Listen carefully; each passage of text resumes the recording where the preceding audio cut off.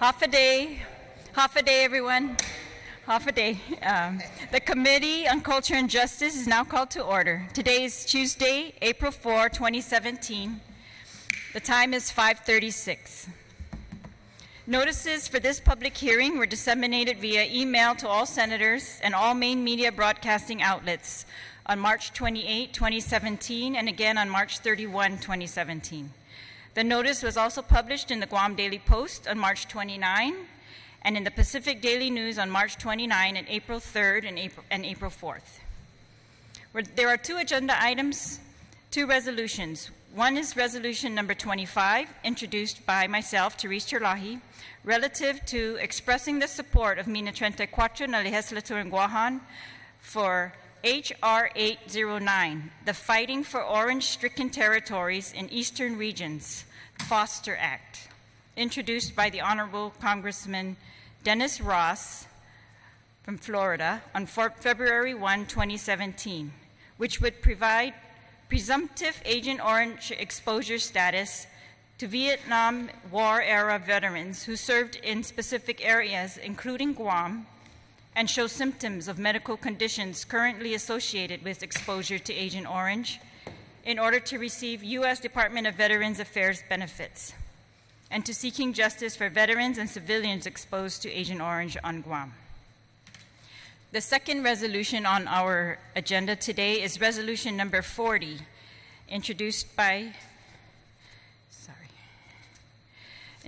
myself, B.J. Cruz, Thomas Atta, Dennis Rodriguez Jr., Frank B. Uggan Jr., Michael F. Cusa Nicholas, Talina Cruz Nelson, Joe S. San Augustine, and Regine Bisco Lee, relative to advocating for the inclusion of veterans who participated in the cleanup of Enewetak Atoll as radiation-exposed veterans for purposes of the presumption of service connection of certain disabilities by the Secretary of Veterans Affairs, and for other purposes, and to expressing the support of I Mina'trentai Kuåttro na Liheslaturan Guåhan for H.R. 632 and S. 283, Senate Bill 283, the Mark Takai Atomic Veterans Healthcare Parity Act, introduced in the United States Congress.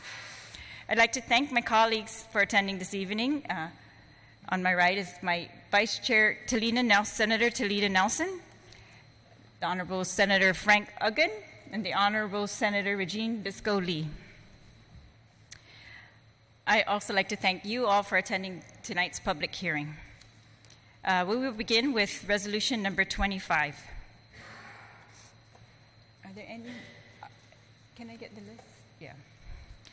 As a sponsor of the resolution, I'm just going to begin with some very brief remarks. This resolution supports a bill in Congress that seeks justice for veterans exposed to Agent Orange on Guam. Now, the U.S. Congress has recognized the correlation between Agent Orange exposure and the diseases contracted by veterans of the Vietnam War. However, Congress has not yet allowed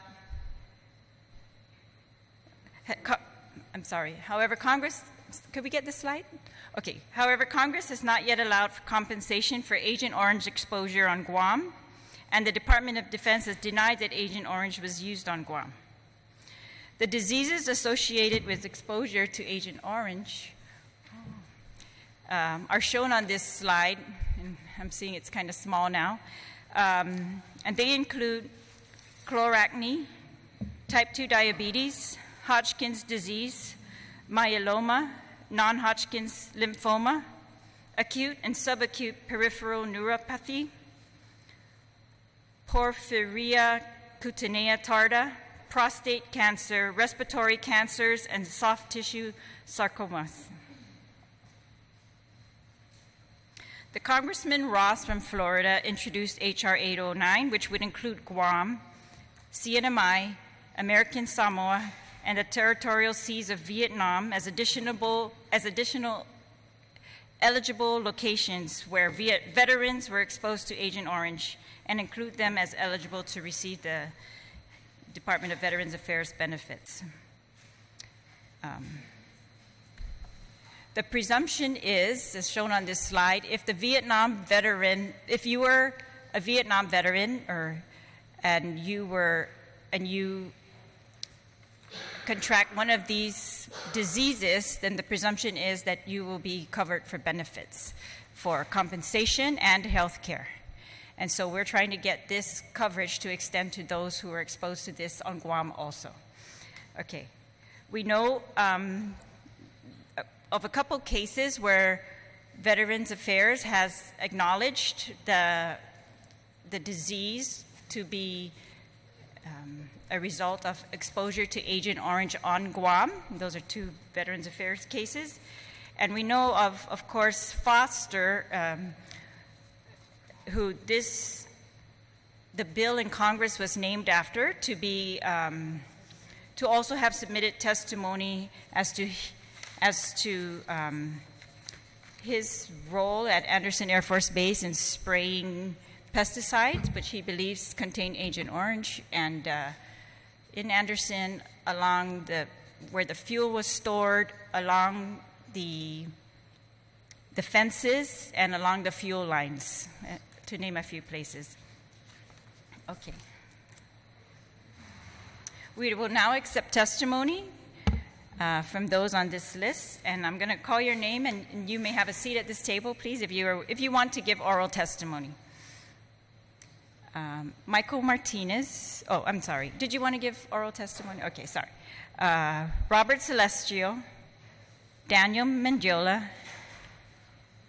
Joe Blas, Jose Garrido, Joe San Augustine, Barry Mead, Abu Rose, and that's all that signed up for oral. If any of you who signed up would like to give oral testimony, you're welcome to have a seat. Let my staff know so I can call your name. Thank you.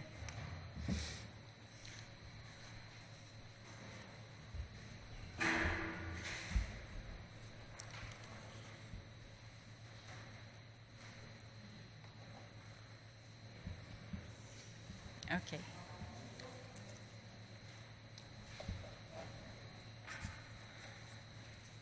We will begin with Mr. Robert Celestio. I'll just go in order here. Buenas noches. Well, si Robert Namulik Celestio, Vice Speaker and Honorable Senators. I'm an atomic veteran, and I do support this resolution to support the veterans that were stationed at Andersen Air Force Base to receive compensation for their exposure to Agent Orange. My testimony is that Dr. Louis Seafres, who was here as a professor at the University of Guam, was a good friend of mine. And we worked together not only for the Enewetak veterans or RICA, but also for Agent Orange. And that I'd like to read a document from a major retired Air Force, Hannafin. And he writes that in Dr. Seafres' research study and report, Guam, the Land of the Rosaries, which I'll submit a copy of it, is that Major Hannafin says the Land of the Rosaries, this scientist, a medical doctor with 26 years, last 16 years in managerial positions in private, public, academic, and international organizations, including Johns Hopkins University, Medical Center, and SPH, Baltimore, Maryland. It's acronym BIMC and Mount Sinai Medical Center, University of New York, Manhattan, IT&E International Corporation, San Jose, U.S. Department of Health and Human Services. He was with the World Health Organization, Specialized Agency of the United Nations, in the Washington, D.C. He was the director of World Health Organization, Strategic Center for Bioinformatics and Publication for the United States and its territories, and members of the Guam Legislature. He was also a member of the Guam Right to Know Commission. I also submitted here that in 2007, former Speaker Mark Forbes, enacted the Right to Know Commission. So my testimony is that here you have a highly trained and educated physician that was here in Guam and basically told to leave at that time because of his report, because of the Agent Orange and TCC and highly contamination in Andersen Air Force Base. And so my testimony is that if our government can continue to pursue this and support the veterans, especially and their families that were stationed at Andersen Air Force Base, it's very detrimental because I'll also submit in this packet the 3 individuals who were awarded and granted for their prostate cancer and diabetes because they were stationed at Andersen Air Force Base. And that will conclude my testimony for right now. Thank you.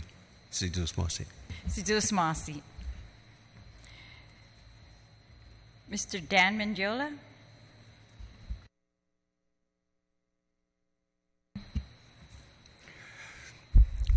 Good afternoon, Mr. Chairman, Terlaje, Senator Nelson, Senator Ogden, and Senator Lee. My name is Dan Mendiola. I am a 3-tour war veteran in the Vietnam War. I am here in support for Resolution 2534 and probably as well also 4034 on the next hearing. And I'm here not to be too specific and probably too much in depth as to how much the veterans have suffered during the Vietnam War, because that is the experience that I went through. But as I go through and glide through my little statement here, I hope that everybody will understand where I'm coming from, and we can find a little justice and peace in what we want to do with this particular situation that we have. Our veterans are suffering from the effects of Agent Orange that was supposed to give us the advantage of a neutralized landing zone or field of fire. We have to remember this. When food stores are contaminated and our enemies can, we physically try and break them down before we engage them, which is a plus for us. Sounds strange, or in other words, unconventional, but let's leave it there. But where American soldiers' lives are at stake, then we want to give them all the support we can provide. Agent Orange happens to be one of them. And anybody that's been in Vietnam understood that when you are going in for battle, that at least you have affected the enemy in part, so that your mission will have a lot better success. When a commander is certain that an enemy will overrun his post, he will give the code to lay everything, a contamination also, which means you're calling all the air power, all the artillery fires from ships to shore to lay it in your pod. That is a contamination on a physical form in ways of artilleries and everything, which is what Agent Orange really did. We are alive because decisions are made to do so. Our commander tells us to go to the field on a secondary exposure on an area where Agent Orange was sprayed. But at the first stage, it was to neutralize the area, to give us the advantage, and we took part. So we get to live another day. We were given the chance to tell our story. So inasmuch as how gross we look at the effects of Agent Orange, always remember that it's possible that it did in fact give us the advantage back then. Senators, please formulate the plan well to execute 2534 and 4034 so that our people and our veterans will get what they deserve. Thank you. Thank you, Mr. Mendiola. Thank you for your, and thank you.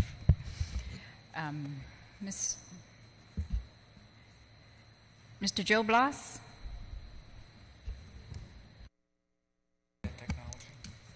Yes, I can.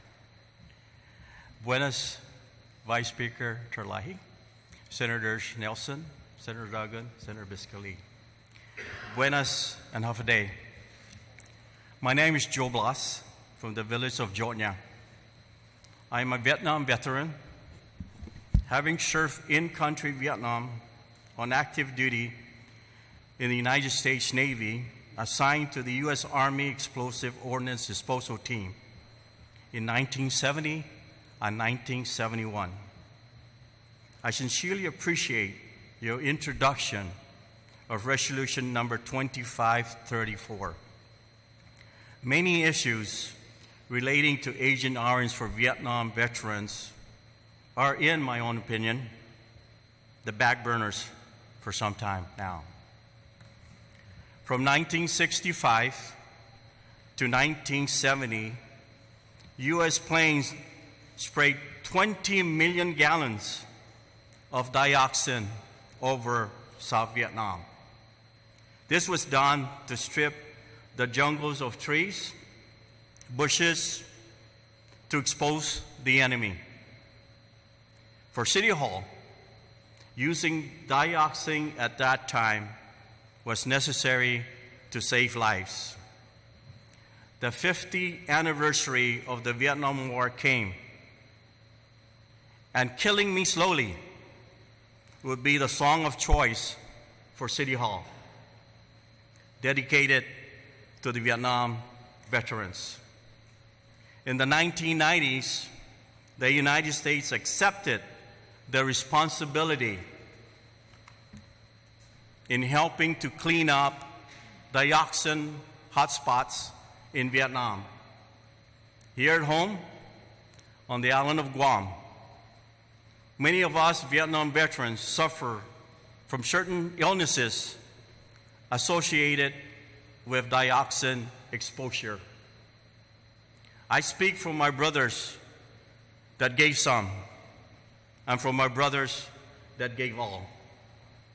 I pray that you are seriously considering this fight for all Vietnam veterans, those who had boots on the ground, and for those who worked with and were exposed to herbicides in support of the Vietnam conflict.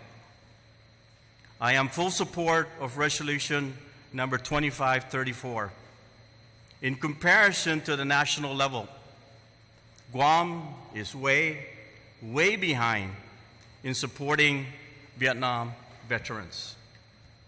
I further pray that sometime in the near future, the United States and Guam will recognize and fully support the sons of Guam who fought for freedom and to welcome them home from the war.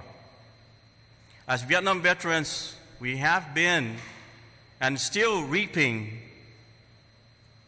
the harvest, the negative effect of Agent Orange. Them is dying, and them is us. Si Diyos maasi, sana maasi. Si Diyos maasi. Mr. Jose Garrido.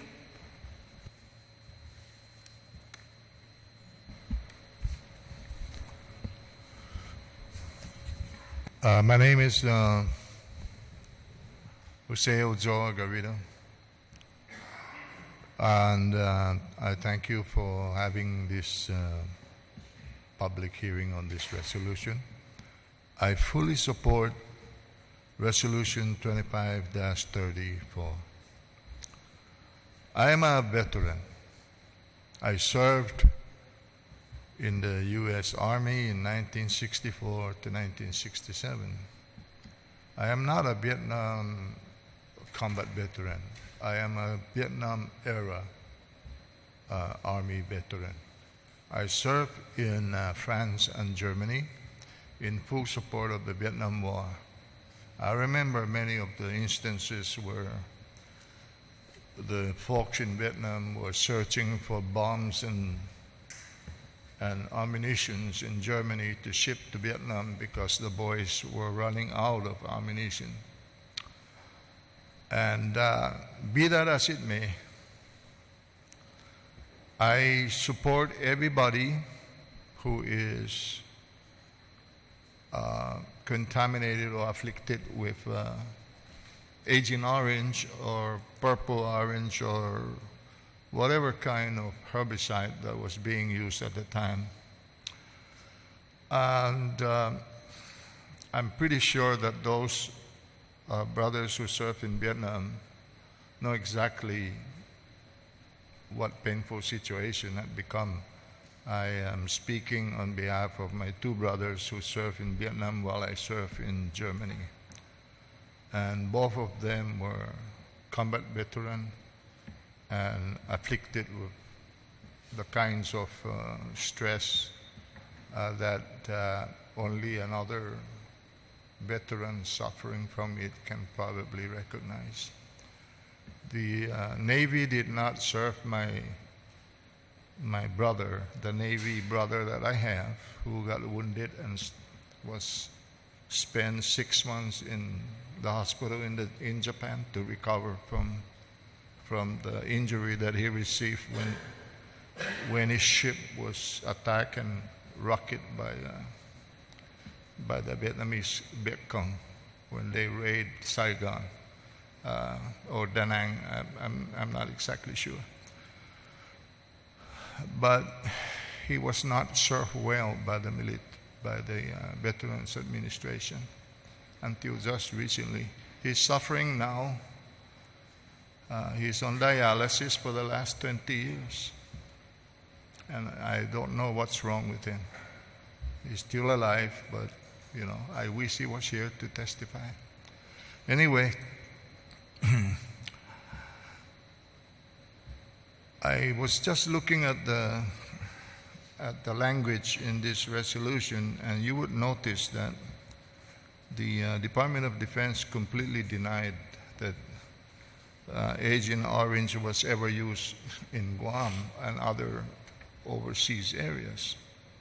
But there were also several guys that testified who were probably suffering from the affliction of these chemicals.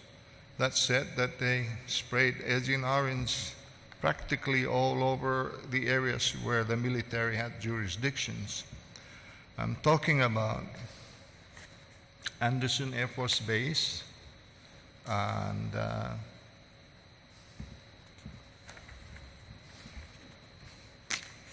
Harmon Cliff Line, and I just want us to point out that the entire cross-country pipeline, I have to say that this pipeline is the NSD fuel line from Sasa NSD fuel farm that goes through all the villages, all the way up to Dededo, all the way to Anderson Air Force Base. And these gentlemen who were working there were spraying Agent Orange to make sure that the grass don't grow. Without realizing that they were killing not only, they were killing birds. And you can see that way back.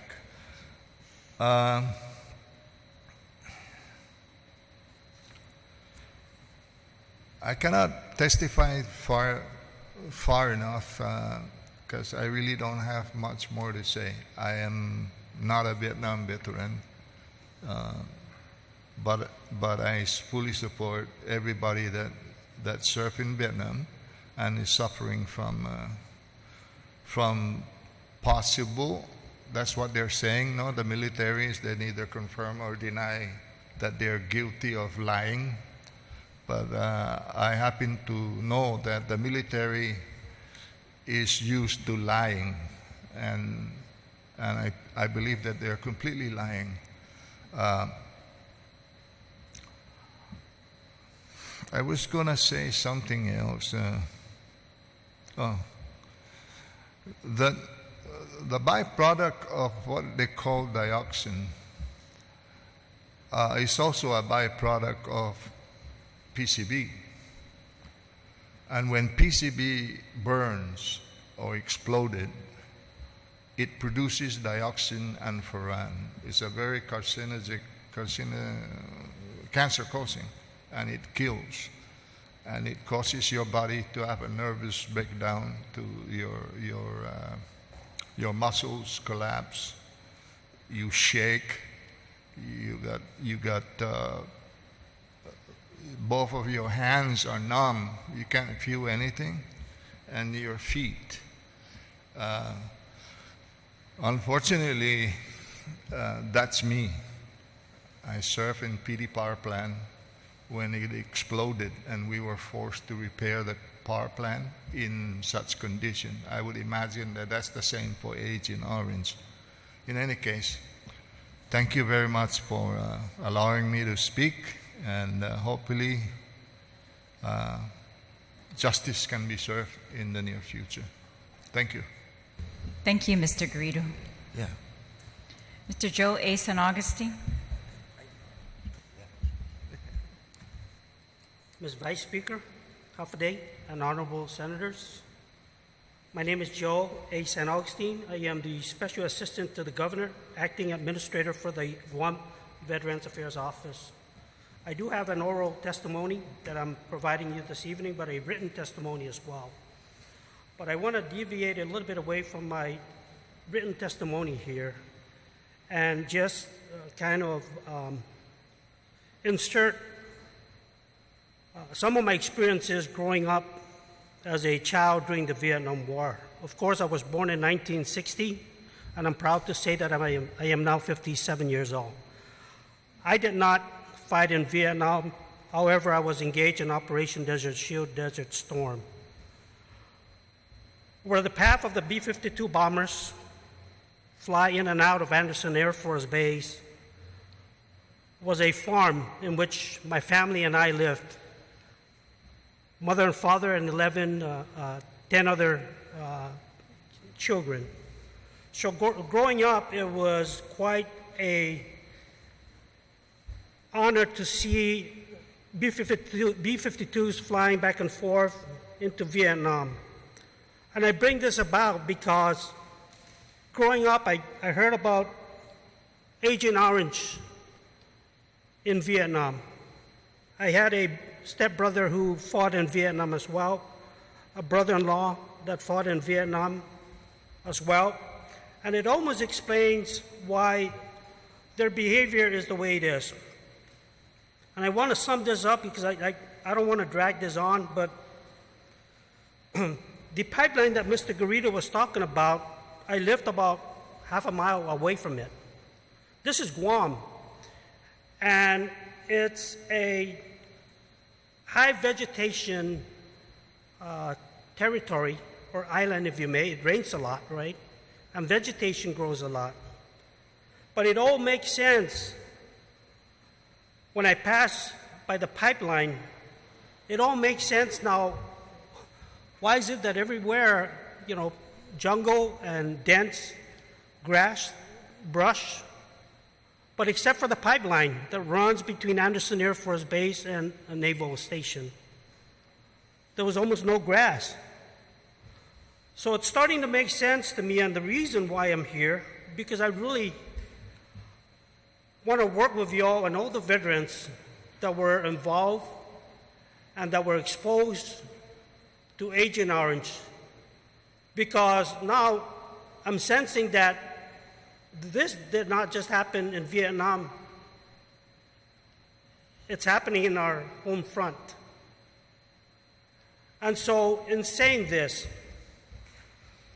I hope to hold each and every one of you all senators committed to continue the fight for what is due to these individuals that were exposed, and to include the civilians that live next to that pipeline, if in fact that they do have those illnesses that were described associated with Agent Orange. I will not pinpoint or blame. However, it becomes our responsibility to go after the agencies and the entities that we should hold responsible, because it's painful for me to know, for me to see, and read stories of Vietnam vets, even though they did not go to Vietnam, but are now saying they were exposed to Agent Orange, and also are saying that their kids are disabled because association with this illness. And that's very unfair for those that have served. I will say that we should pursue it. The position where I'm at, I would like to continue to collaborate with you all and go after it. We cannot let the ball drop on this. And I say this with all my heart because I've only been with the Guam Veterans Affairs Office for 8 months. And I'm finding out that many of our Vietnam vets that has gone to Vietnam has not come forward to file because they've lost faith in the system.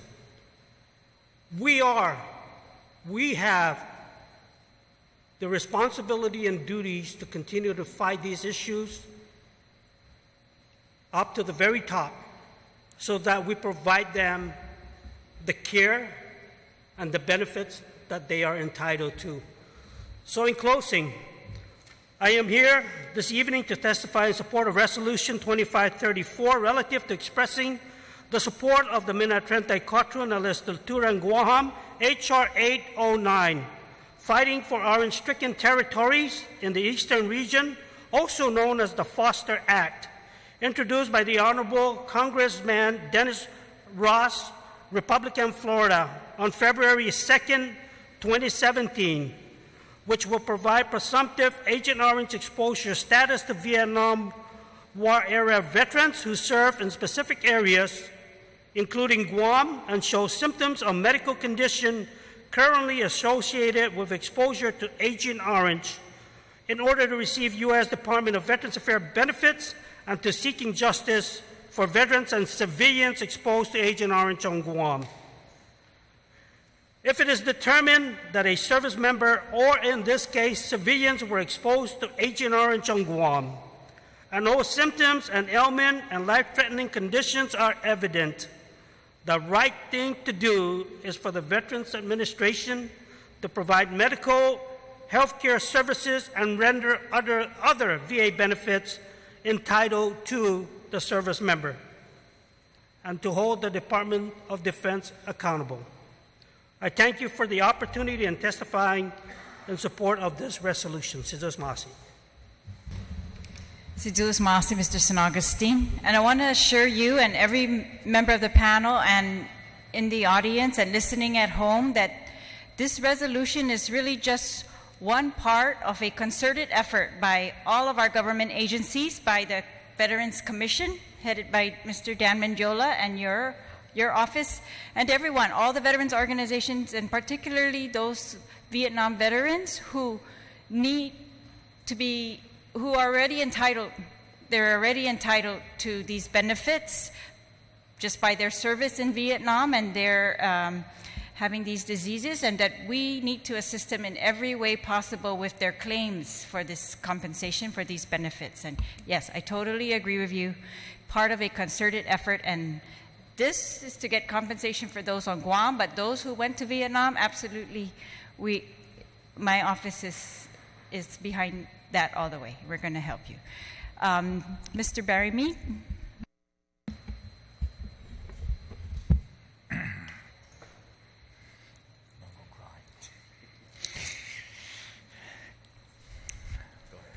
Okay, thank you for having us today. Later on, towards the end, I'll express my sincere gratitude about seeing so many nice, new, fresh faces in our legislature. Apade, my name is Barry Mead. I'm a Vietnam veteran. I served in Vietnam from May of 1968 to December of 1969. During that time, I served on Army vessels that sailed on the Mekong River and the entire Mekong Delta. And I might tell you that from the coast city of Vung Tau all the way to Saigon, there was not to be seen one tree or one blade of grass on either side of the river, extending almost 3 miles inland. They had sprayed that to prevent the Viet Cong from rocket attacks on the ships going up to Saigon. And until I was diagnosed with ischemic heart disease and diabetes too, and you don't have that on your list, but it's one of the diseases, it never really struck me that for 18 months I swam in a river that contained the runoff of this chemical. What an eye-opener. If I can continue, I'm a VFW Gold Legacy Life member, a life member of the DAV, and the service officer for the VFW Post 2917. Today I'm speaking to the Resolution 2534 for myself and only as a Vietnam veteran that has been diagnosed and being treated for Agent Orange related illnesses. And though I suffer from the neuropathy that my friend to my left spoke of, the VA has a limit on that if you were not or did not have the symptoms of that disease within 1 year after service in Vietnam, it doesn't apply to you. How they came to that consensus with the realization that my diagnosis of diabetes was almost 50 years after I left Vietnam, and my diagnosis of heart disease was some 45 years after I left Vietnam. I'm old. But for them to say that this, and to deny me for that, and then if you hang around me long enough, you'll know what I'm talking about. The fact that many Vietnam veterans who served in country between 1962 and 1975 were exposed to Agent Orange and have passed away, or are being treated for illnesses that are related to that exposure, it is those service members that were exposed in other ways than being in country that must also be included. Currently, the VA recognizes exposure to Agent Orange and other herbicides, and I want to drive home the fact that they use the word herbicides. This is not something that's directly, or it is directly related to Agent Orange, but not only Agent Orange. One of my fellow veterans here in Guam applied to the VA and never used the word Agent Orange, and they denied him for the herbicide because it's Agent Orange, but they're different. Anyway, let me go on. Currently, the VA recognizes exposure to Agent Orange and other herbicides for members that served in Thailand that were tested and stored, for members that served in Thailand. 2, were stationed or tested and stored outside of Vietnam. 3, flew on C-123 airplanes that may have contained the chemical after the Vietnam War. And to me, what needs to be pursued by this committee and the veterans groups on Guam more is that veterans associated with DOD projects to test, dispose of, or store, and they quote the word herbicides in the United States. We are a territory of the United States. The gentleman sitting behind me can testify to the fact that this junk was here and he's been exposed. Consideration is underway in Congress as well for Blue Water service members that may have been exposed. In addition, consideration needs to be taken and made for non-service members exposed, as estimates range as high as 1.5 million people in Vietnam suffer from the effects of Agent Orange exposure. I raise this point because even though the DOD has denied using Agent Orange specifically in Guam, other herbicides were. I personally have spoken to veterans who have filed claims and been denied for exposure to Agent Orange and or these other herbicides because they were told they were not in the areas affected, meaning Guam. And I mentioned the gentleman sitting behind me is one of those persons who I've spoken to, and I hope he didn't put his name on the list because he came late, but I'd like for you to hear his story if you would, please. When looking at Agent Orange-related illnesses and comparing them to the prevalent illnesses found in Guam, it becomes easy to ask oneself, are they connected? It has been recognized that children of female service members that served in Vietnam are affected by their mother's exposure. Currently, Congress and the VA are making strides in recognizing that children of male service members may also be affected. I have a son in the States that was born with a heart defect. I have ischemic heart disease.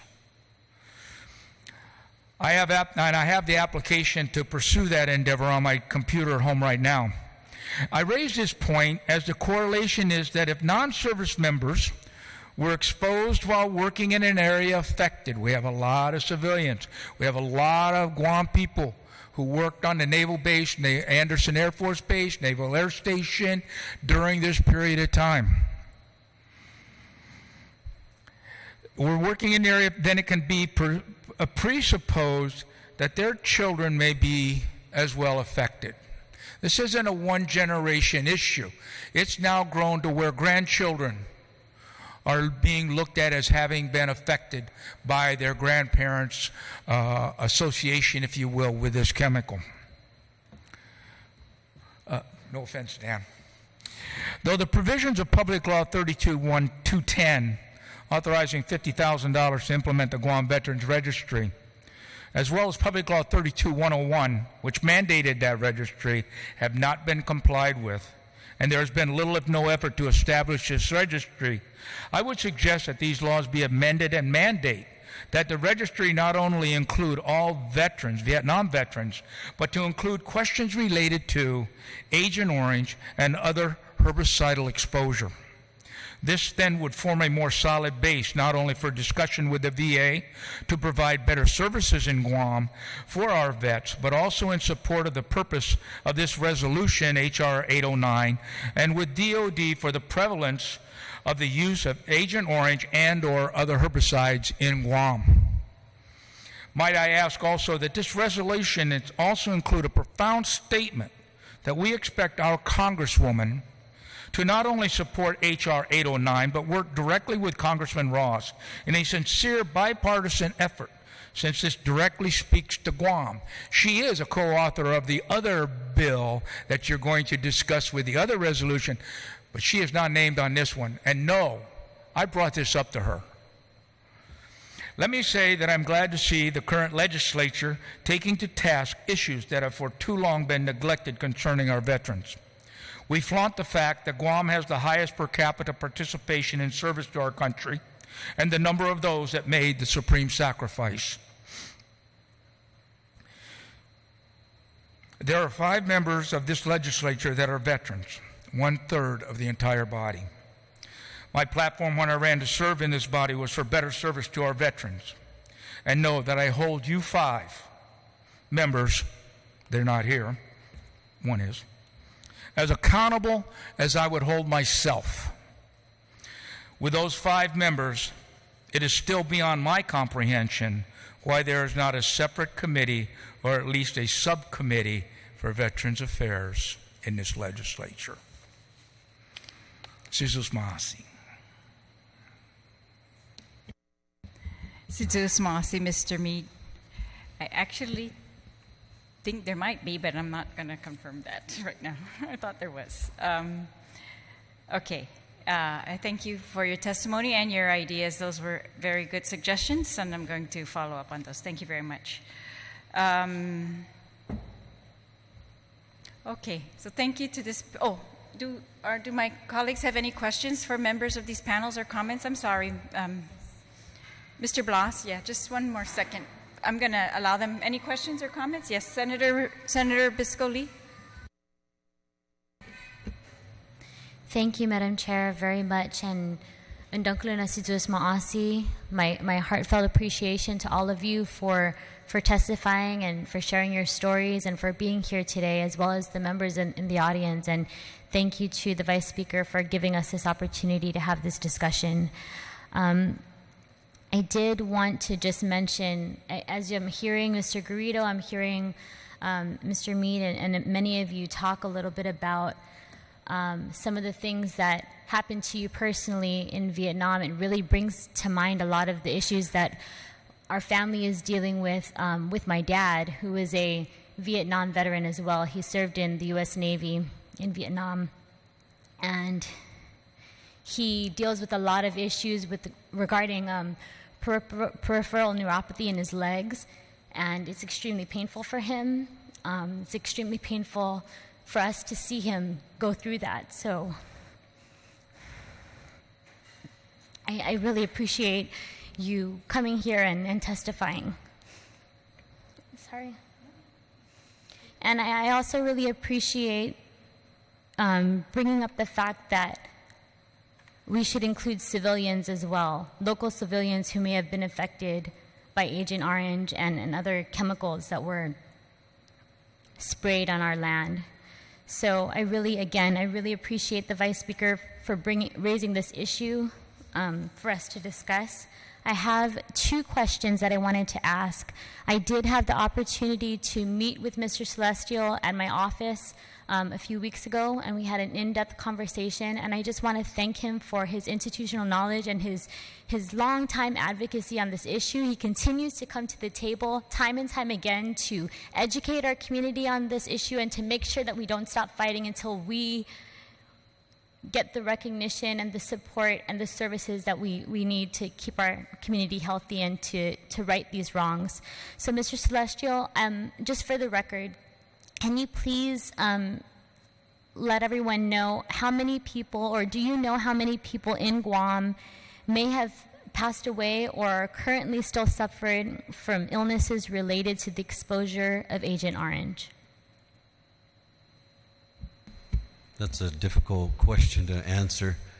I don't have the answer to that.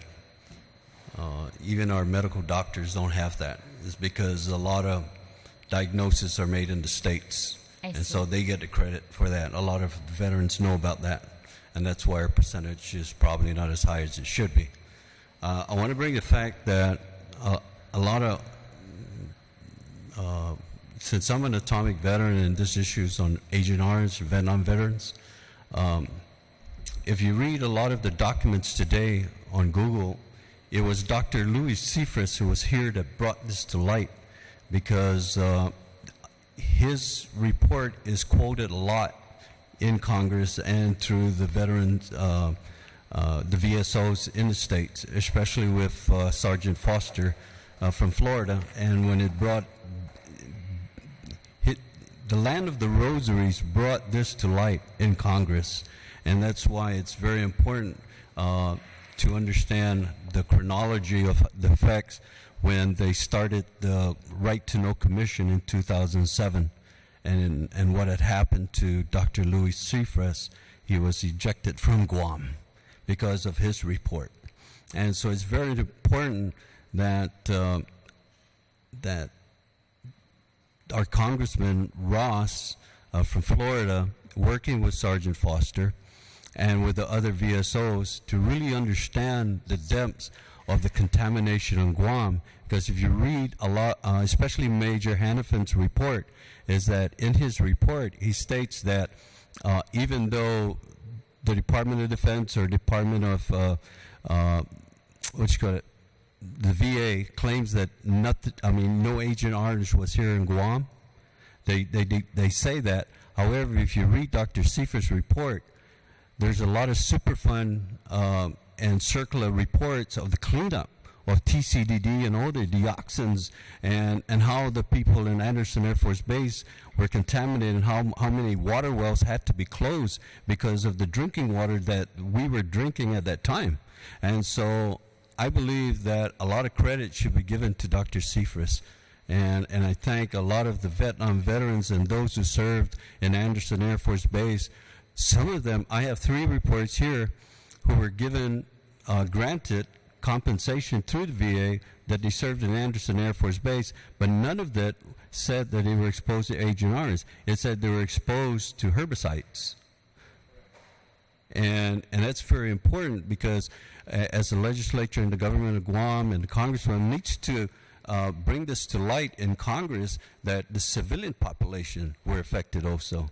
And so I thank you very much. And it's not just me, it's a lot of people who has worked on this issue over the years, and a lot of them have passed away.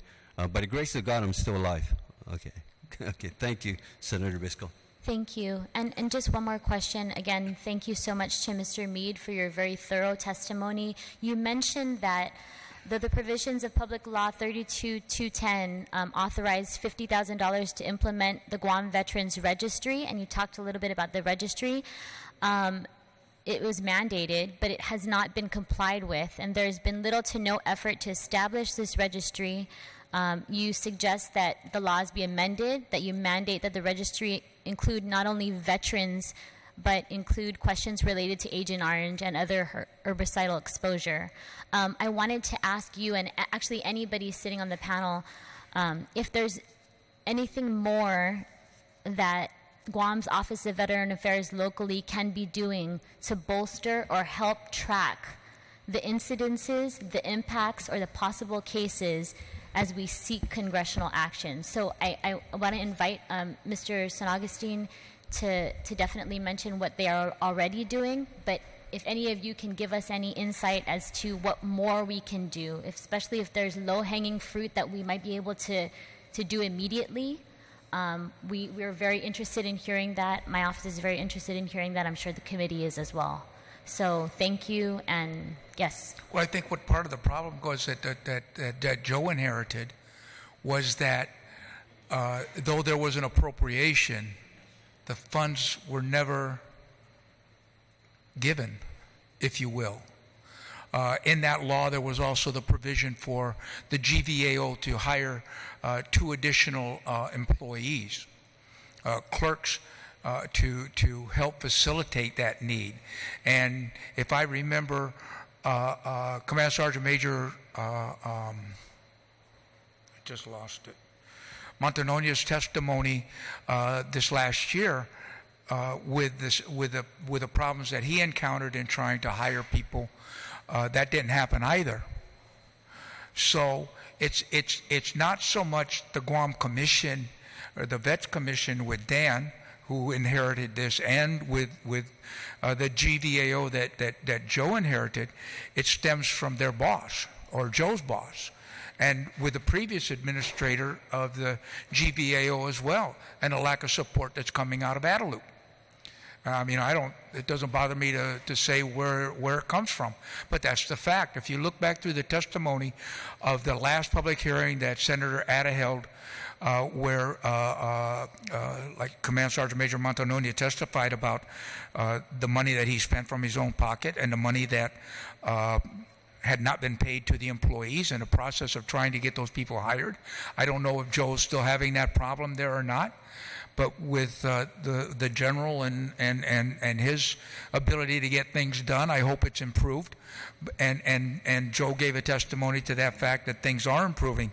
But if Guadalupe and those that have the ability to find, as we so easily use that term, money, when are we going to find the $50,000? Is that going to have to be reappropriated? Because that was done in the 32nd legislature?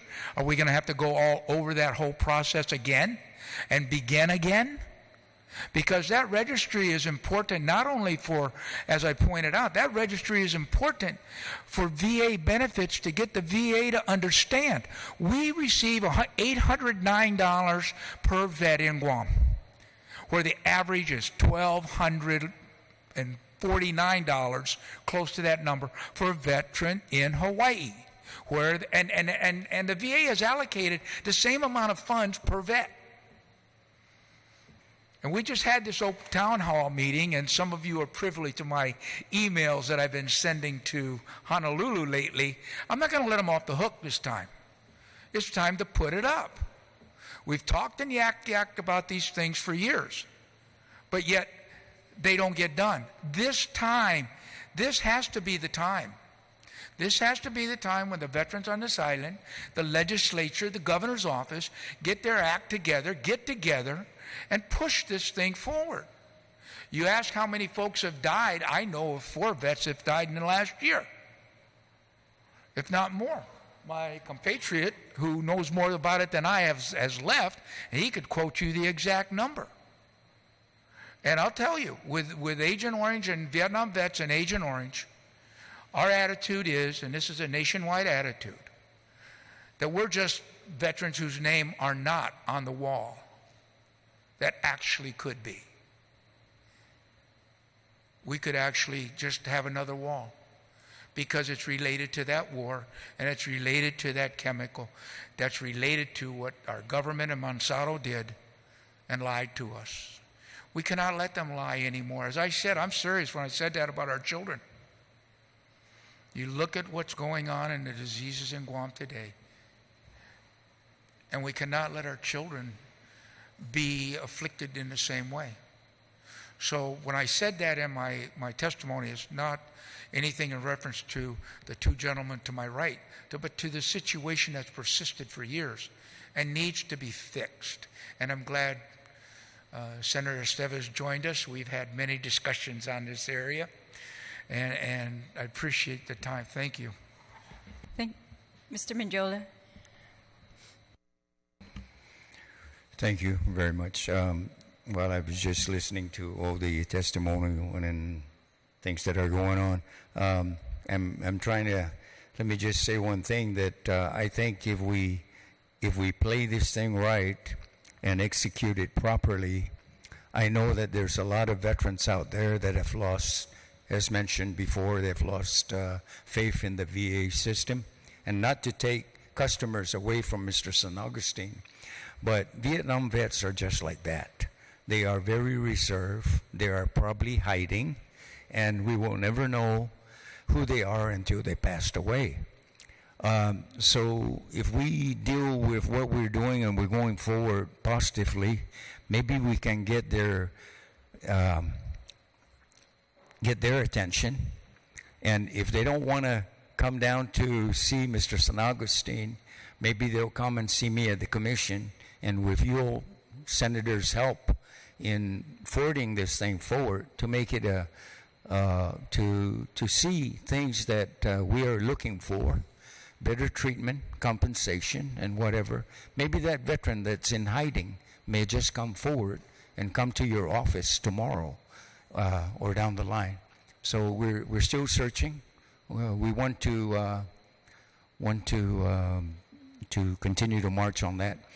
Just an experience one time. I'm a what you call it, a military brat myself, but the gentleman to the end there was talking about the effects of chemicals and stuff like that in Marshall Islands and everything else. And I just like to say that I was at a very young age. My dad was hospitalized at Naval Hospital, but next to him was a gentleman from Cosray, and they didn't know what was wrong with him.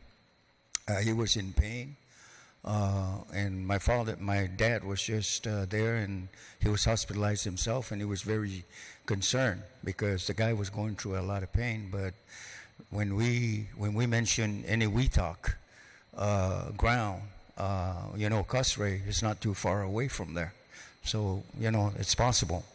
I don't have solid proof about the effects, but maybe it's affecting people on out there too as well. Thank you. Thank you very much. Could I invite Abu Rose and Enrique Torres and Mr. Meade, you referred to, I'm going to, another person who wanted to testify. What's his name? Would you like to come up, sir, and testify? The rest of you could also stay seated. Winston, if you could bring 3 more chairs. My colleagues would like to continue to dialogue with you, but I would like to recognize these 3. So, Abu, the original panel, if we could fit them, can stay for questions from the rest of my colleagues. I just want to hear from 3 more people, and then we will take questions. All right, and then we have the other resolution also. Okay, so, all right. Did you sign up? Daniel Duenas, the first one, I think. Oh, okay. I didn't check yet whether right. I want to, but after listening, I think I should. Okay, Mr. Duenas, please proceed. Vice Speaker and Terlaje and your colleague, Senator. My name is Daniel A. Duenas. I'm from the village of Sinanya. So I'm speaking as a veteran, and one of the things is,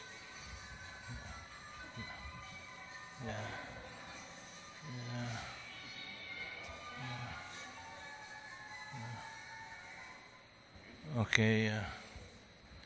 One of the things is I'm also a Vietnam veteran, and I didn't know I had Agent Orange. The only thing I knew is when I got out of Vietnam, they say after 40 years, there's that incubation stage that by the time you reach a certain exposure, you're going to start having illness. So the information wasn't available to veterans. So this is something back then it was the VA clinic known as CBUG now, didn't really give out information to veterans, say, why don't you go fill out the Agent Orange form survey and then make a physical appointment so they could find out.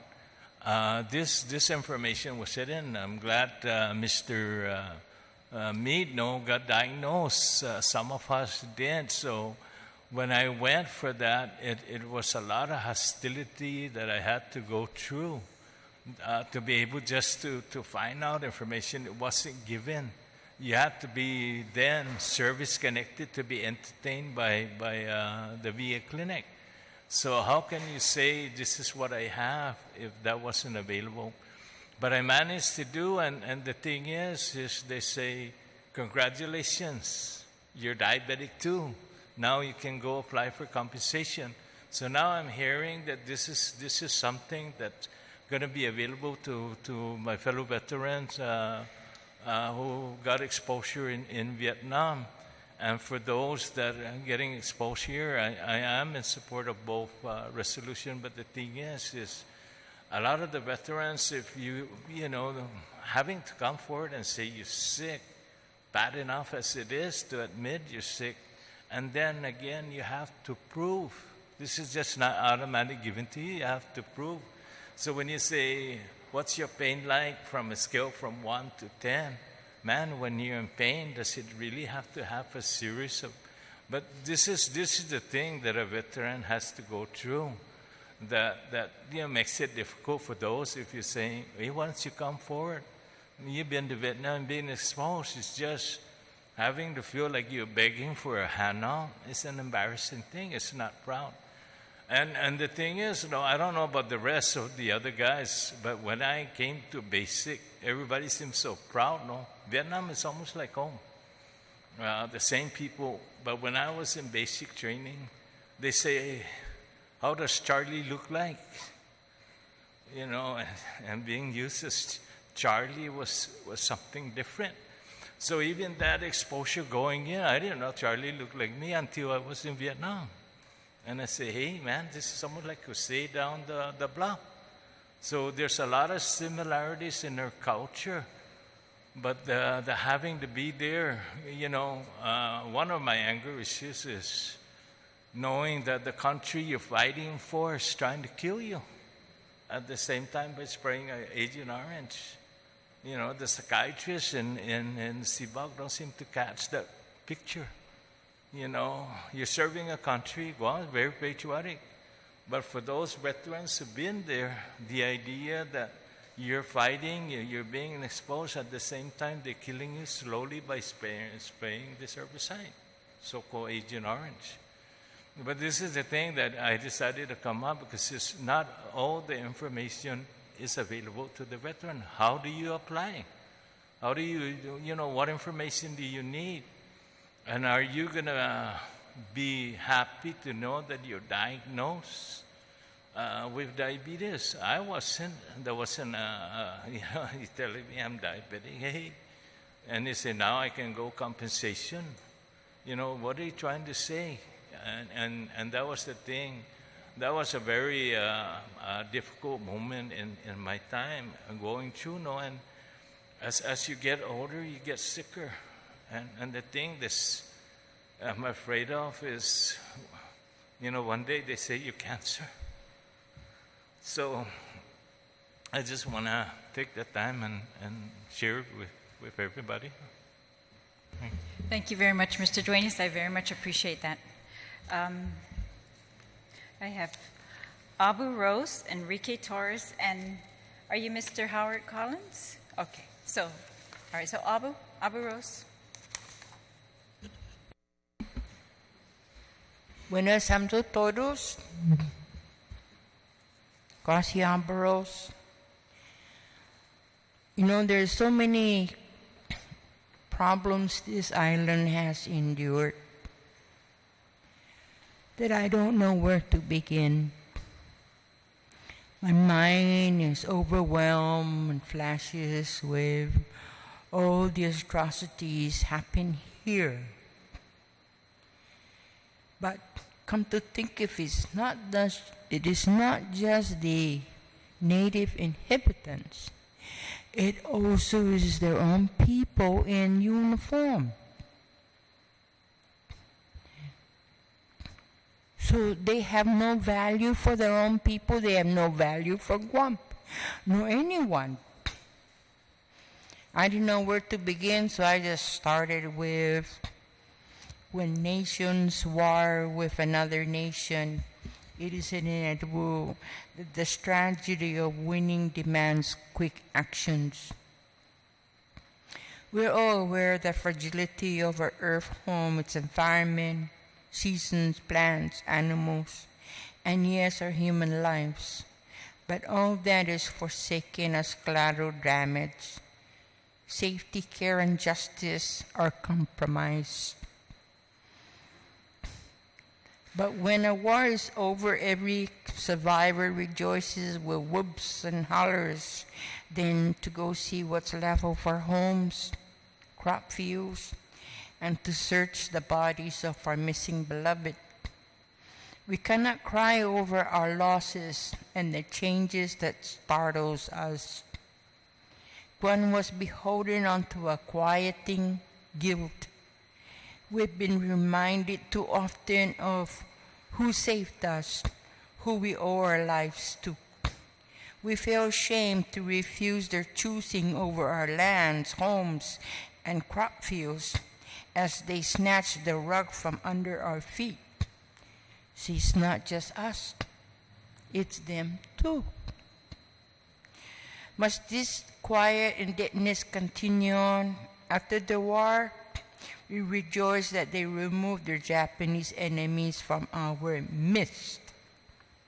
It is not us, the native inhabitants, who should bear this shame. It is the colonizing aliens who wears an egg in their face, if they realize that.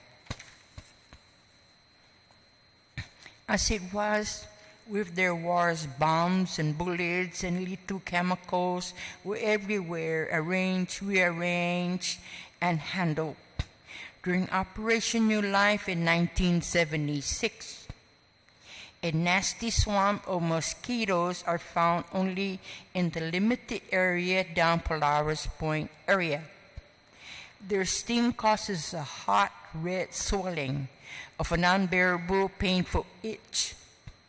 The U.S. Navy sprayed something, DDT, outside their fences. DDT had been banned 3 years earlier. It killed all our island birds. But those nasty mosquitoes are still down there. Of that same year, rigs loaded with bombs destined for Vietnam sped daily up and down Marine Drive from the big Navy to Anderson. It wasn't just bombs, so were Agent Orange.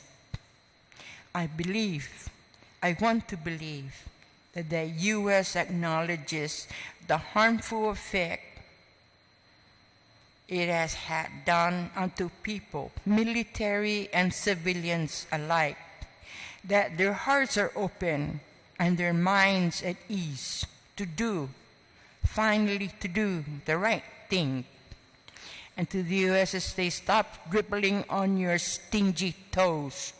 Do what's right and close this chapter. Yes, I wholeheartedly support. Si Diyos Masi Aburos. Sana Masi. Enrique Torres. Thank you again for providing us this public forum, Vice Speaker, and the rest of the senators, Senator Therese, Senator Bisco, and Senator Tilina Nelson. I'm here before you to at least tell you the story of my uncle and my father. They both worked for the Navy. One was a truck driver. My uncle was a truck driver, and my father was an NSD supplier. They were doing delivery of goods. My dad died of diabetes, the complications from that, and a stroke. And as the others have testified before you, that this is also a generational problem.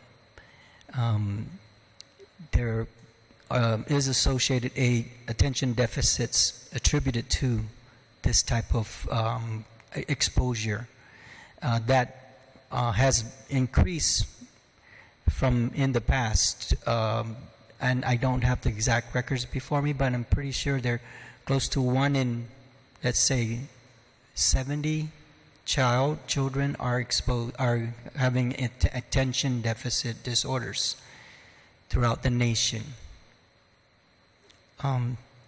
So why is it that I believe that the exposure was my dad and my uncle were exposed to this type of agent? Remember, first of all, the use of this agent was tactical. It's called tactical herbicide, and yet it's shipped.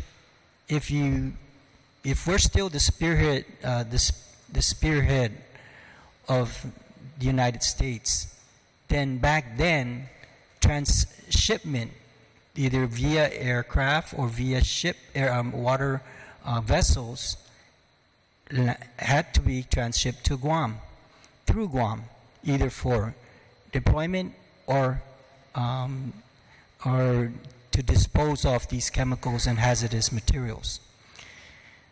In fact, I did read an article from the researcher for the Undersecretary of State in 2006. Mr. Paul Young, Dr. Paul Young, stated that after the testing was successful in the other proving grounds, there was 5,000 drums immediately sent to Guam. If there's no records to prove this, at least there is documentation and research that is out there that you can always use. So I'm closing with this in mind. Yes, I am also a retired military person, and I do feel the pains and the trials and tribulations of my fellow comrades at arms. They are fighting a battle, in a battle that should never have been theirs to fight. We're supposed to be protected. You protect your soldiers from harm's way.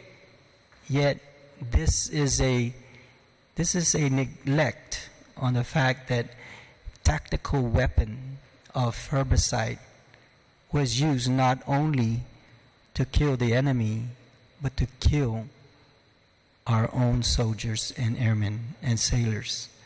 And thank you again. Thank you very much, Mr. Torres. Mr. Collins.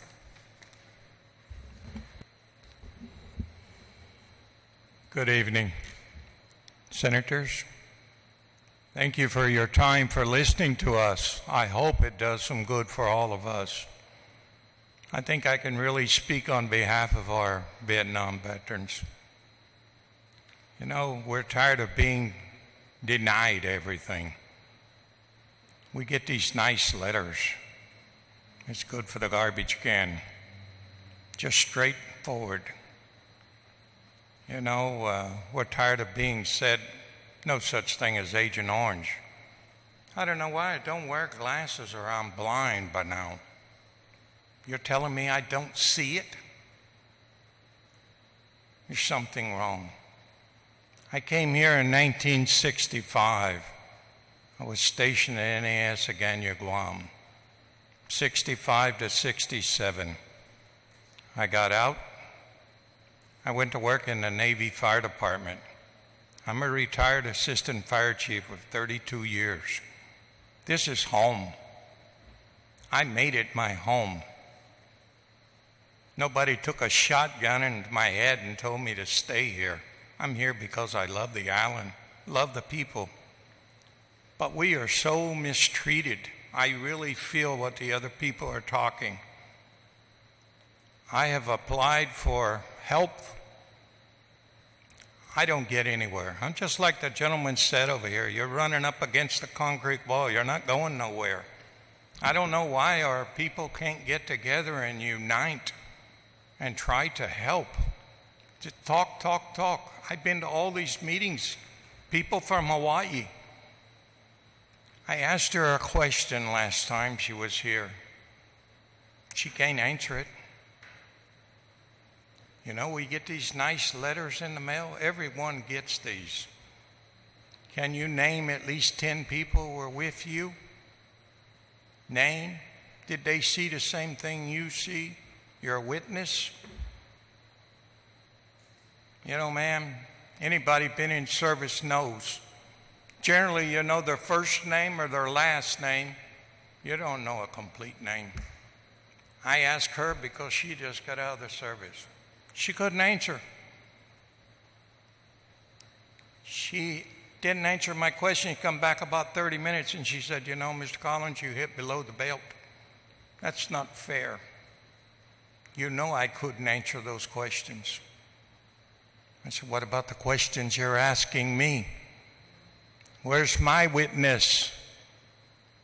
I don't think there's too many alive my age right now, surviving. And we never been around the Agent Orange because it was never in Guam. That's the letters we get. So what we seen, we didn't see. I don't believe that. You cannot. Why is these people in Florida and everywhere coming out now? Now the pilots are coming out. Yeah, I seen those too. I know. I'm talking to my doctor now. I go to bed at dream. I can't sleep a lot of times at night. I still see the boys that come from Vietnam. I help unload and put in there and send to Naval Hospital. I was also admitted in Naval Hospital. I know what it is up there. But you're telling me, no, those things didn't stay in there. I wish there was some miracle drug, but there isn't one, is there? And we're only asking rifle what it should be ours. We're not asking anything else. We're just asking to be treated correctly. That's all. Tired of this runaround. And that's all we're getting. Run around, run around, run around. And it's not getting anywhere. And we're all suffering from the same thing. Every one of us has problems from these things. You're talking about our congressman to help? I don't believe so. I got denied assistance and I was on vacation from a VA hospital. I'm in an ambulance. Oh, you can't bring him here. We can't handle him. I had to go to another hospital.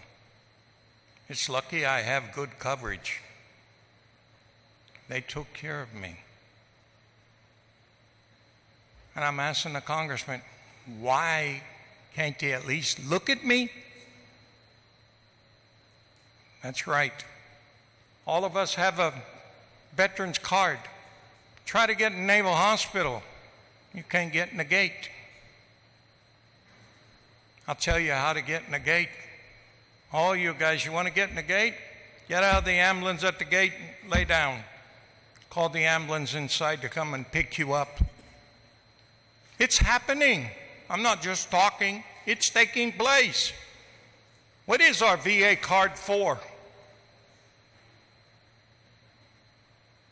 I asked for service in California and couldn't get it. I didn't know where I was when I had problems and found out VA hospital just across the freeway. Gentleman taking care of me held my hand and he said, "You don't worry. I'm a Vietnam corpsman, brother. You ain't going nowhere. You hold my hand. I will not leave you." He didn't. He took me to the hospital and I went straight to the man in the hospital. They took care of me. But why I have to look like this? Huh? Why? And denied. And I'm a rated veteran. Not just a veteran, I am a rated veteran. And I'm still being denied. I asked our congressman for help. I went to her office how many times? I waited. I even asked her, I said, "Wait, I'm going to States. I'll just come to your office over there. You can't see me in Guam." I know how to get to there too. I just don't want to go in the back door. Why? Why do I have to go in the back door? Yes, Admiral Philip Colbert was the admiral here. It's my uncle. He's hollering at me, "Let me take you in." I said, "No, I don't want it." I didn't even know he was my uncle. I don't know my side of the family. I'm getting ready to go meet two sisters and a brother I've never seen in my life, just now, and I'm 72 years old. Amazing world. I thought I had a messed up world. Now it's getting more. The configuration is getting really deeper. I don't know what you can do to help us, but every one of us veterans here on Guam is asking something, relief from all of this. And you are correct. What about all the civilians that worked at NAS, worked at Anderson? I watched them haul the dirt from NAS. You're telling me now I didn't see what I see. I've said this to the people in Hawaii. I even told her right here when they come here, right to her face. You're telling me I didn't see them load the contaminated soil? Why you load dirt? There's no dirt in the U.S., you're going to take it? Leave our dirt in Guam, we only have so much. Why? Why did they do that? You know, we just lost the best gentleman that knows the dirt so well. A retired chief that worked in Harmon Field, Filipino chief. I think he worked at NAS for 40-some years on the alternator shop. That's the man that knew NAS like the back of his hand. We've lost, I don't know how many people that know so much about this. They're not veterans, they've been in the military. Like myself, as I said, I put the 4 years in the Navy and right into civil service, 32 years, and I worked right there. I entered NAS and I retired from there. And you're telling me I didn't see all of this stuff. Now I'm a diabetic. I've had a stent put in. Now I've got a defibrillator in. I don't know what else. Maybe they need to open this up and loosen some screws or something. But we need help. We need somebody to get to the bottom of this. All this, I don't know what's going on. Us are the ones that are hurting over here. Us veterans. Why? We got to look as a whole unit, not every direction. Put it together and make something. You have the people here will come forward and sign. We don't have a register to how many Vietnam. You let it out and let them know we're doing something. I'm sure they'll be here. Sure they will. And I really think so. All I can say is don't give up, man. It's true. You give up, it's nothing. We will not let them beat us. I'm not giving up, man. No, I'll fight until my last breath. I'm just asking what's right. Simple. Nothing humongous. Thank you for your time. I'd be willing to try to answer anything you have for me, really. Thank you very much. Kindly. Thank you very much, Mr. Collins and Chief Collins. And I think the testimony of eyewitness, maybe the sworn statements of eyewitnesses like yourself, I would like to invite anyone who's listening out there on the TV or who hears it from you or your organizations to invite those who have some eyewitness testimony to please come to my office or go to the Veterans Commission or the Veterans Office. I'm sure we can find ways to get these sworn testimonies documented, and we'll share them with each other and compile them. And I think those would also help very much with all of our efforts. And so I would like to take yours, if that's possible. I'm going to contact you for that, for more details. And but I very much appreciate your testimony. I appreciate the testimony of all of you. Mr. Blas, did you have a follow-up question? And then I'm going to open this for my colleagues to. Yes, ma'am. I don't have a talking paper to address that issue that Senator Rishkuli had. But one constructive support I want to give, the VA. Many years we tried to settle the issue of the accountability of how many Vietnam veterans or veterans of foreign wars or veterans in Guam. We haven't met that threshold yet of trying to determine how many are involved. I believe there's many. I know we have lot of outreach programs up there, and thank you very much. In a while back, we have our free driver's license. But the federal government looks at numbers. Without the exact numbers of how many veterans are involved, there's little monies for that. If we have enough people out there that, like myself, Vietnam veterans, or all the Vietnams, or the veterans of foreign wars or whatever that are part of this, the second and even going down the third generation, maybe Guam should do this. And if again, no talking paper, but a constructive support. The VA doesn't have enough funds.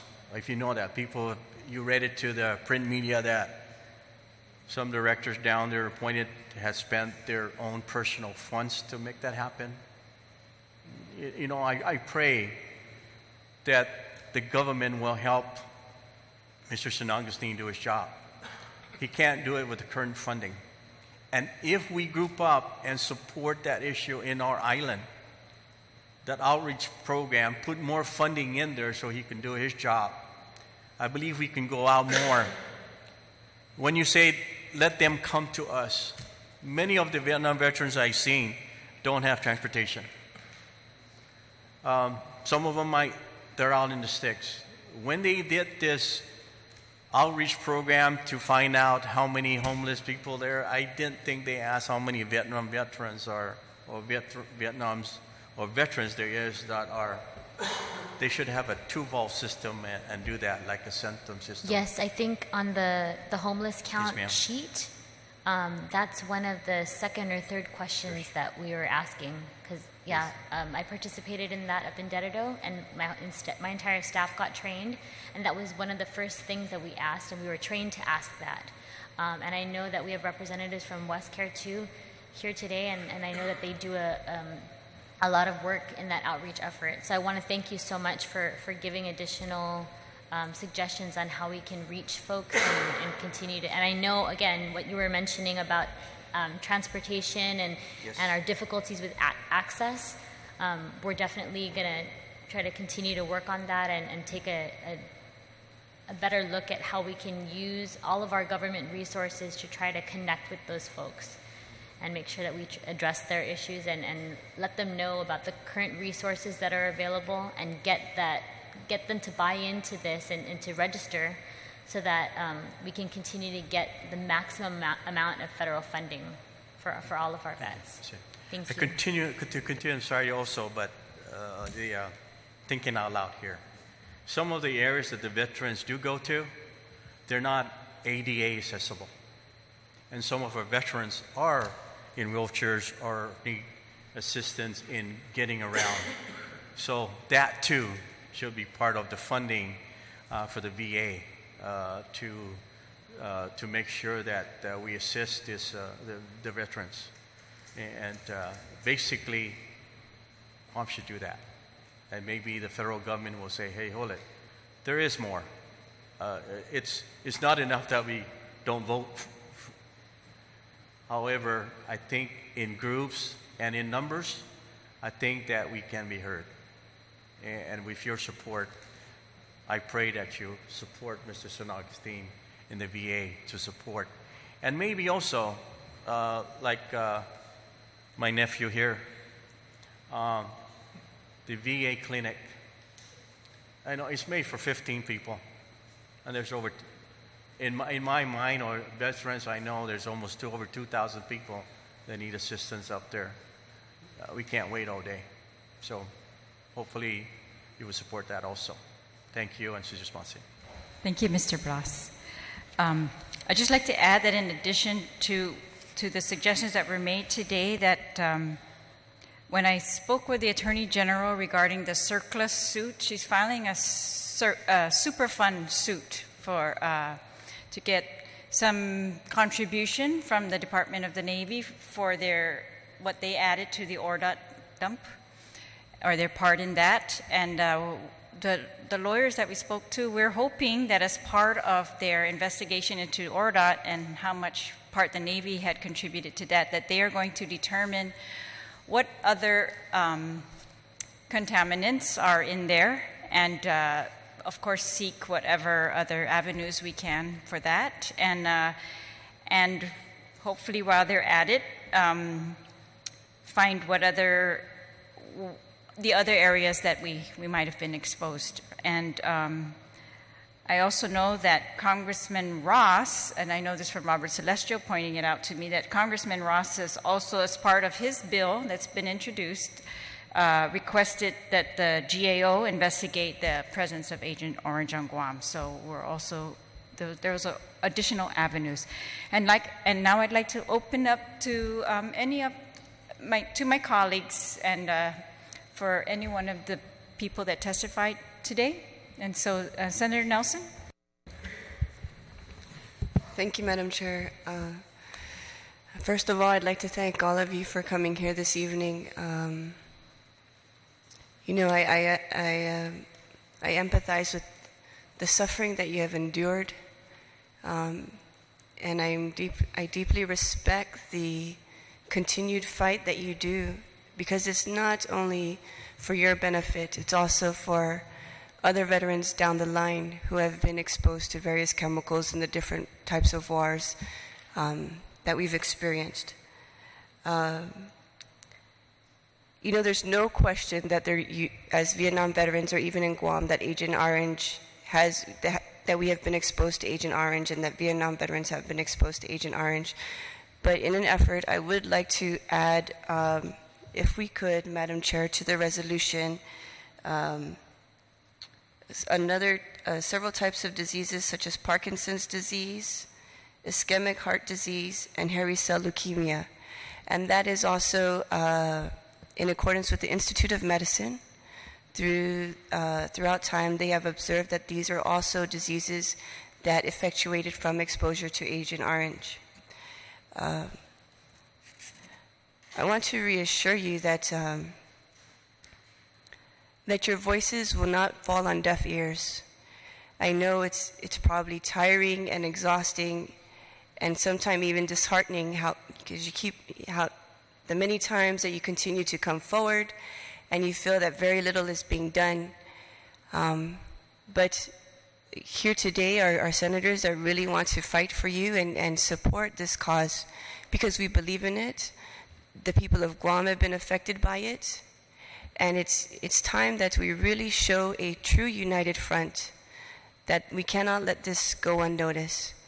I also understand some of the challenges that you shared, Chief, as far as seeking medical care. And you know, the biggest disservice to our island is the CPOC, right? It was meant to service our veterans. It was meant to help us. But essentially, it does exactly the opposite. It does not provide the continuum of care and the constant medical attention that is needed to serve our veterans. So I would really like to work with the Veteran Affairs Office to sit down and to plan accordingly what we can do to impact this in a positive way. Sometimes they're short-staffed. The doctors are continually rotating.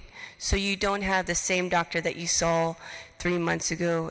And then there's also a line for appointments and special referrals. And essentially that is an injustice, because by the time you're a retired veteran or a veteran at, well into your 60s, time is really essentially not on our side. So this is something that I want to work with each and every one of you to improve. And I cannot express how grateful I am to see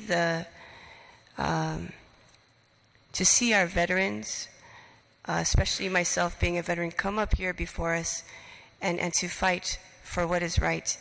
It's very inspiring for me, because you've endured this for 40 plus years.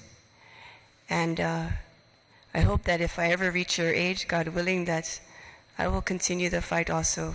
So thank you very much, and thank you for your sacrifice.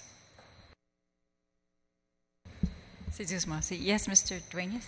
I just, since you're addressing a lot of the presumptive illness, one of the things that is still, I believe, under research, and that's hypertension. Almost everyone that had diabetes is associated with hypertension, and I don't know about cholesterol, but when I got my results, I had all three, and this is the thing that you're trying to let the doctor know, that it's part of Agent Orange, and they say no, diabetes and hypertension. There's no relationship, but there's studies that seem to move towards making hypertension a presumptive illness equal to diabetes. So I hope that that's something that you senators could look into. That is correct. I believe the way that this law was written, the one that Congress has already adopted, allows for additional diseases that, and there are some that are to be recognized by the Department of Veterans Affairs, and that they have recognized the others, like diabetes and the birth defects, and that allows them to also continue to recognize others that, according to their criteria, are proven. So you're right, and that's already built into the law. So, but I did not mention all of them. You're correct. Okay, and Senator Esteves.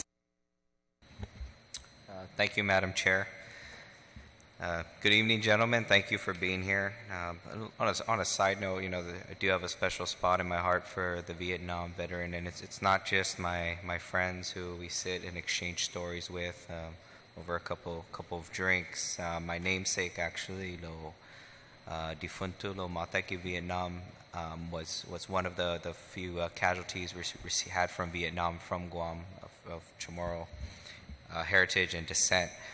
As you guys know, I've been working on this task force for a while, and to address some of the concerns here, I do owe you a report on that. But speaking as a disabled veteran or service-disabled veteran myself, I feel your sentiment, and I agree. Because as veterans and military service members, as we served, they were the highest expectations that were thrown upon us, and for most of us, we met that with honorable service. And to your point, sir, all we ask in return is what was promised. It's just the bare minimum, and it's very disappointing. And that there's a reason we demand, because the demand was put upon us, and I feel you on that. And the fight must continue. I agree. For those who may not know, the purpose of the task force really is to provide that longevity, to keep the fight. As we've seen time and time again, something comes up, something goes away. Something comes up, something goes away. It just seems like trying to appease the people at the time.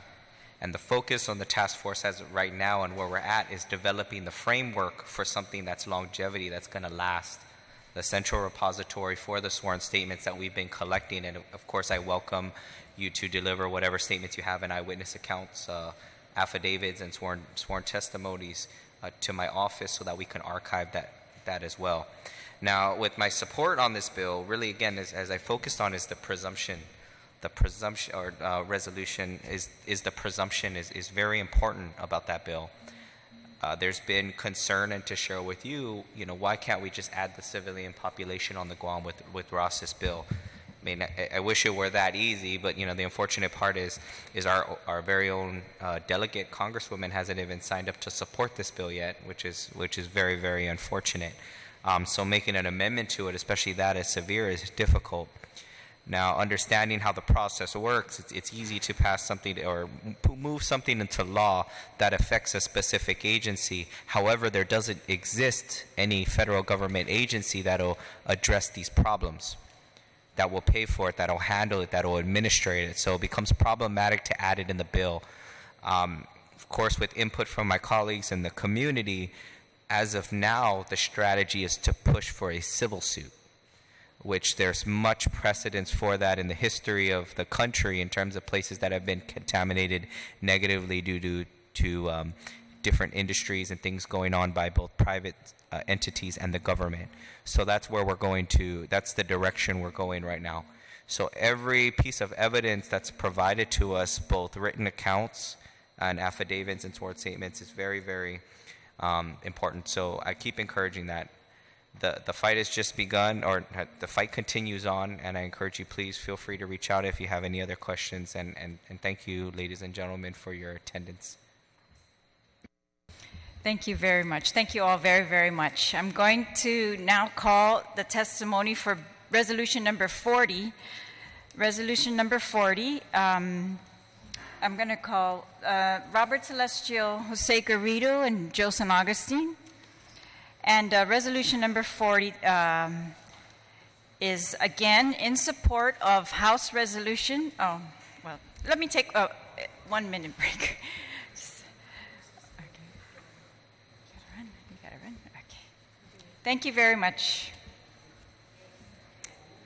No, I guess I'm going to continue. We'll just continue. Thank you very much. Sorry, We're going to take just a 1 minute break to say goodbye to some of you, and we'll be right back.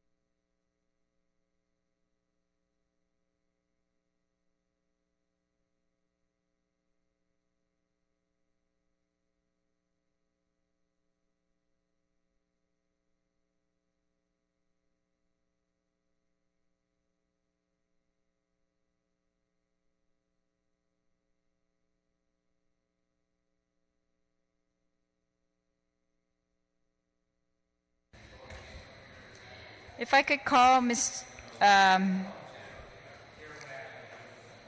committee's called back to order. If I could call, in addition to Mr. Celestial, Mr. Garrido, Mr. San Augustine, Enrique Torres, and Tom Devlin.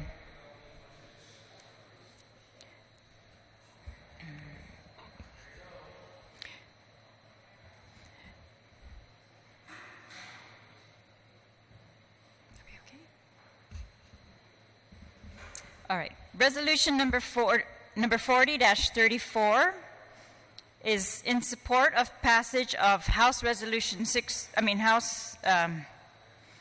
House of Representatives Bill number 632 and Senate Bill 283, which would extend medical care and pay compensation benefits to the cleanup veterans of Enewetak Atoll and their dependents. The bills mandate that these radiation-exposed cleanup veterans would be entitled to the presumption that a veteran's disease was caused by radiation if the veteran was involved in the cleanup and developed one of the presumptive diseases.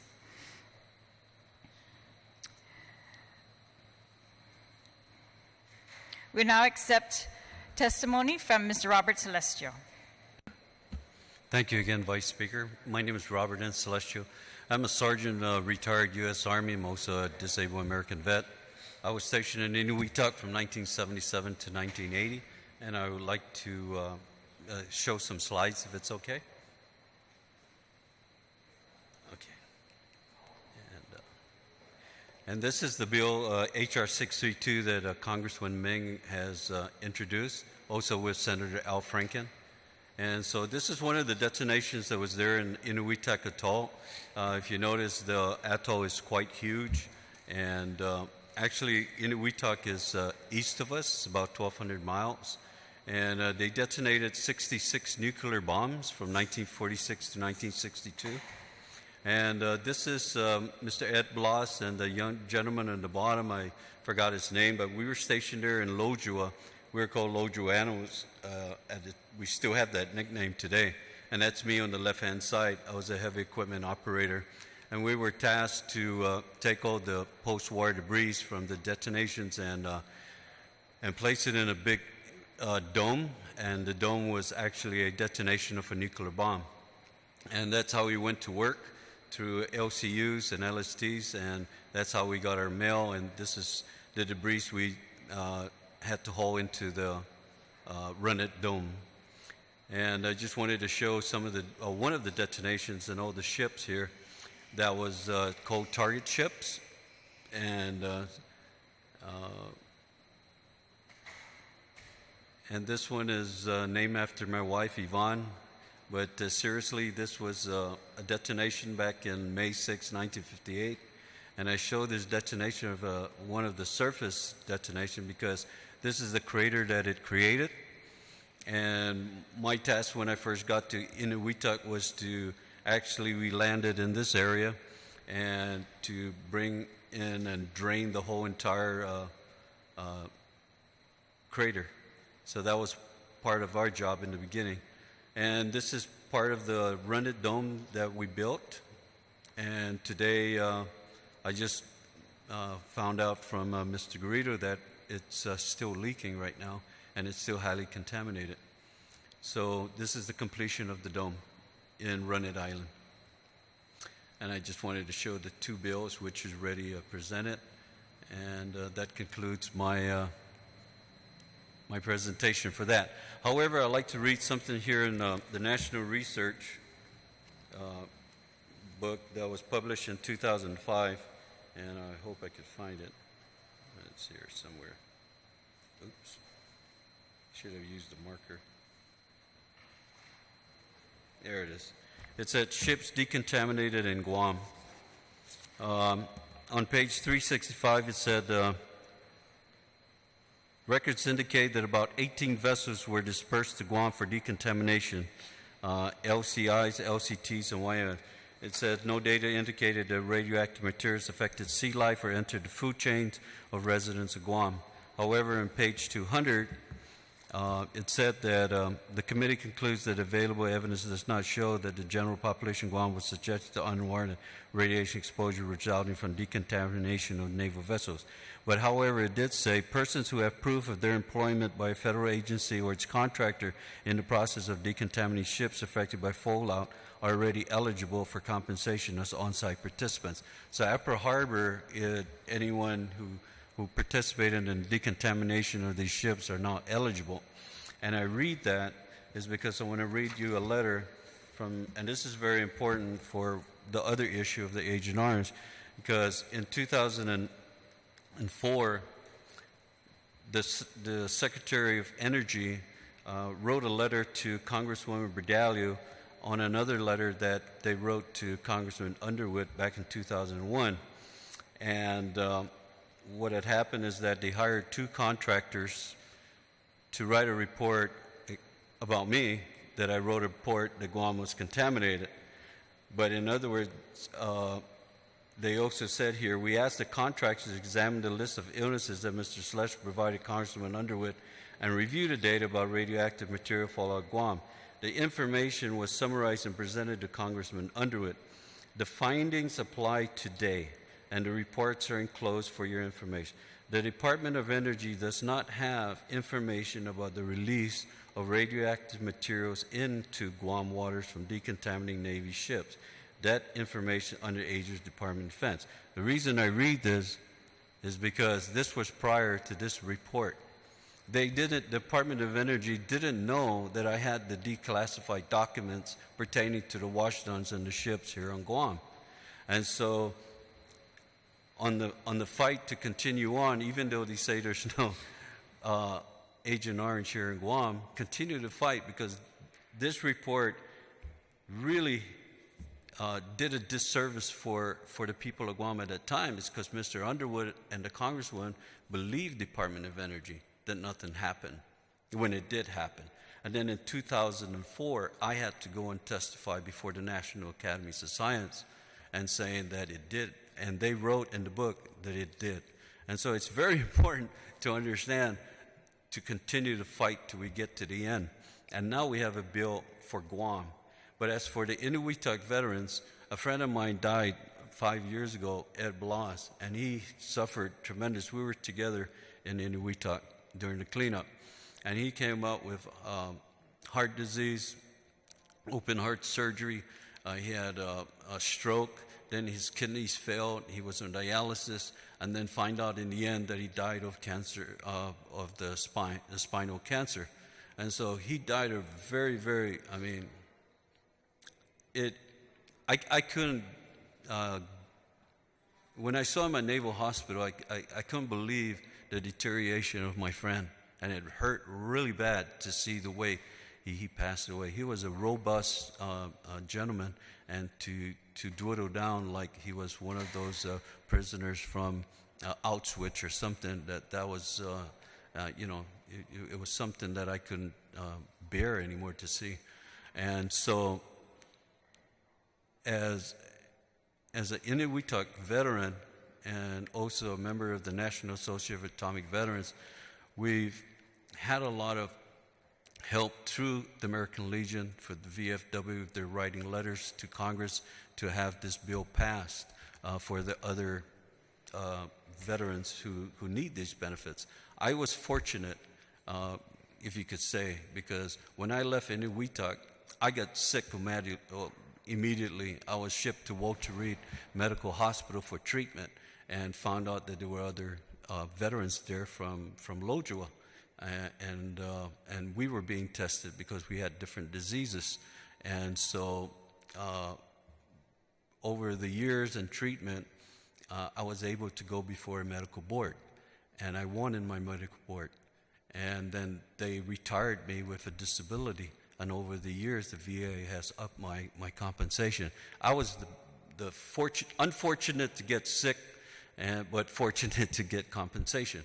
A lot of my comrades today got out, and they're the ones that we're fighting for to get compensation, because they passed a law for atomic veterans that they receive compensation also. But you had to be in Japan during the cleanup. You had to be actually on the detonations in Nevada or in the Pacific Theater to receive these compensation. We were actually the ones that were on ground zero. We were the ones who were super exposed, and we're the ones that are left out. And so I thank you, Vice Speaker and Senator Therese and Senator Clean, because this is an important issue. There's very few of us left. By the grace of God, I'm still alive. I was diagnosed to die in 1996, believe it or not. Balboa Medical Center, oncologist told me I only had 4 years to live, so I came back with my wife to die, and by the grace of God, I'm still here. So thank you, and I do support Resolution 4034, and thank you again, Senators, and I believe and I hope that both bills be passed, the Agent Orange and the Enewetak cleanup. Thank you. Sidus Masi. Sidus Masi, Mr. Celestio, and thank you for being our inspiration and for persevering and through all of this. Thank you very much. Mr. Garrido.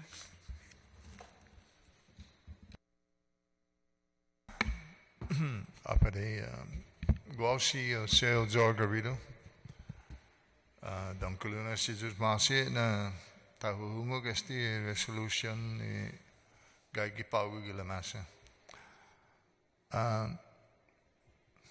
Sidus Masi Vice Speaker Takai and Senator Nelson and Esteves. I was born in 1944, and after the war, possibly the entire people of Guam that live in the coastal areas and in the jungle had to survive by subsistence living. I know this is an Enewetak resolution, and I fully support the resolution. But I also want to kind of relate perhaps an association with what is happening in Enewetak during the atomic bomb testing. The people that were there, like Mr. Celestio, who later on had to go over there and clean up a few of the contaminated debris that are there. But those of us that were alive in Guam after the war, like we were, we live in Asan. We live in Talapopo. We came out from the Maningun concentration camp, and we live in Talapopo, and then we live in Asan. So as I was growing up, the only thing that we were doing is hunting, fishing, and gathering. And there are hardly any jobs. And so that's what we do. We go fishing. We go in the jungle and pick breadfruit, anything, to feed ourselves and to feed our pigs. And we grow chickens. And I know that. Then we catch water from the rain.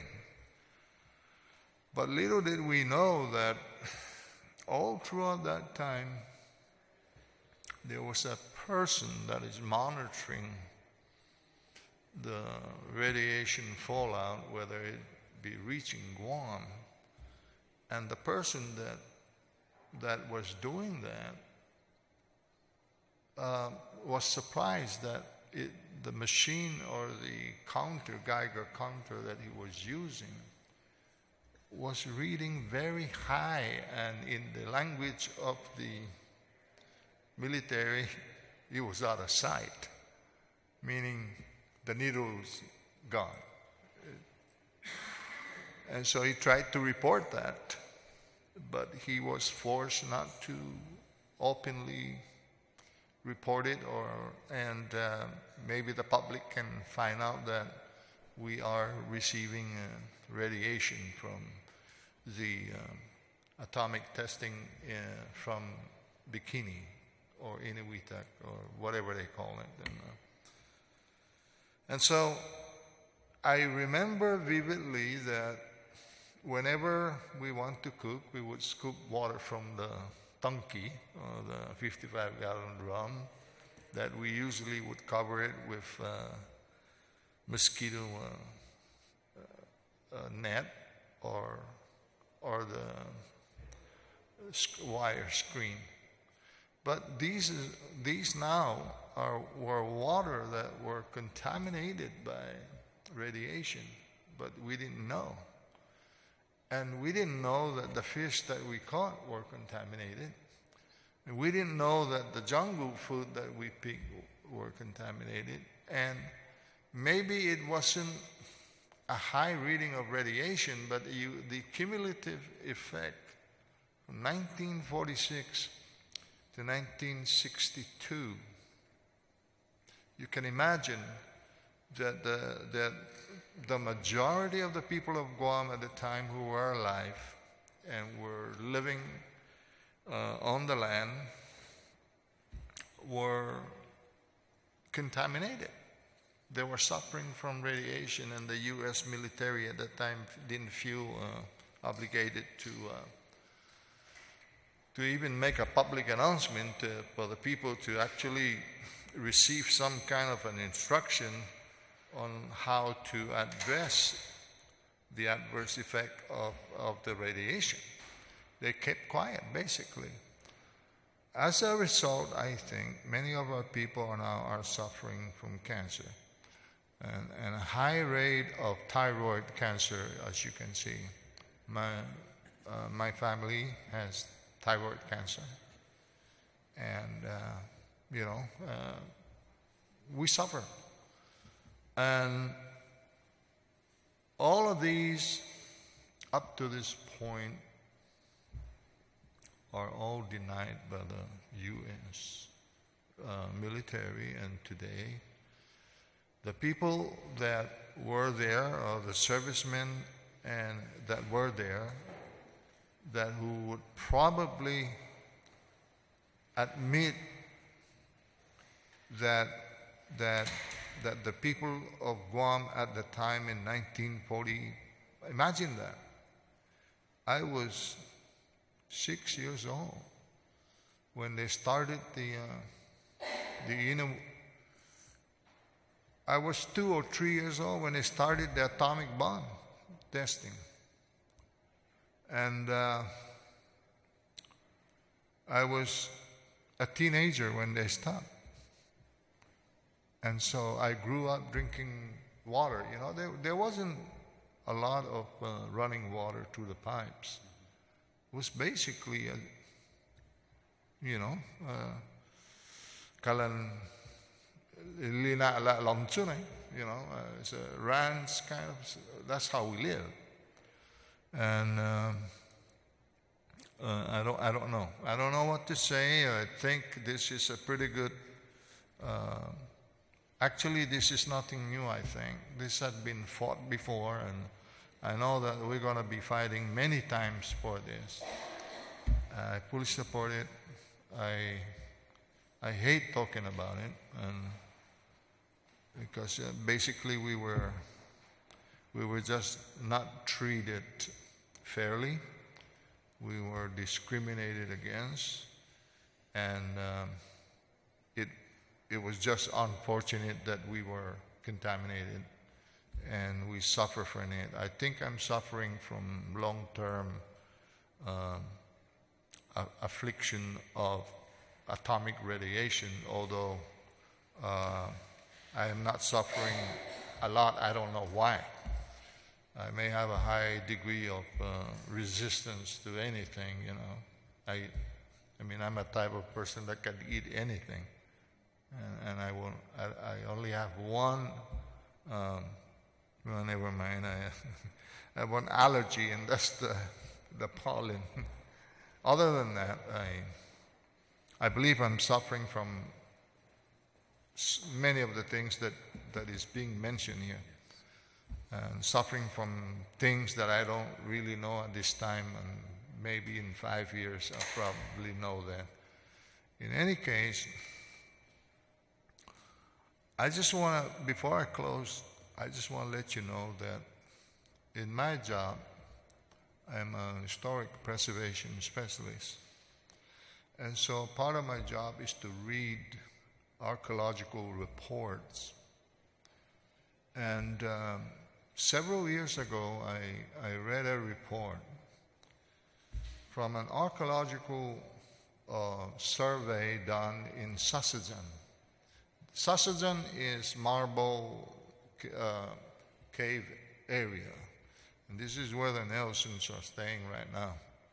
And the Scambaluris and several other, basically family, Now, all kinds of people are probably down there. But several years ago, they did an archaeological survey. And part of the survey is to determine the age of the artifacts that were found. But there was a language in the report that said that when they submit the artifacts to a lab that does this kind of work, the report came back that said they couldn't really determine the exact age of the artifact because it appears that the age is being affected by radiation from the fallout. They didn't say from bikini fallout, but from some kind of an atomic radiation that create an adverse effect in the determination of the carbon dating of the artifact. That is still in the books, and I think that might give some credence to the idea that we were being contaminated during those days, and it even affects not only Sasajan, because if it affects Sasajan, it affects the entire Manila, Barrigada, and Guam. And so there it is. Enewetak, you poison Guam quite a lot, so hopefully I agree.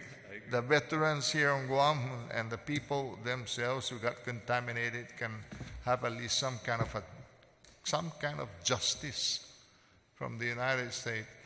I don't want to ask this, but even an apology from the United States of America for coming up too late to save or to do something to those people that were suffering from radiation sickness.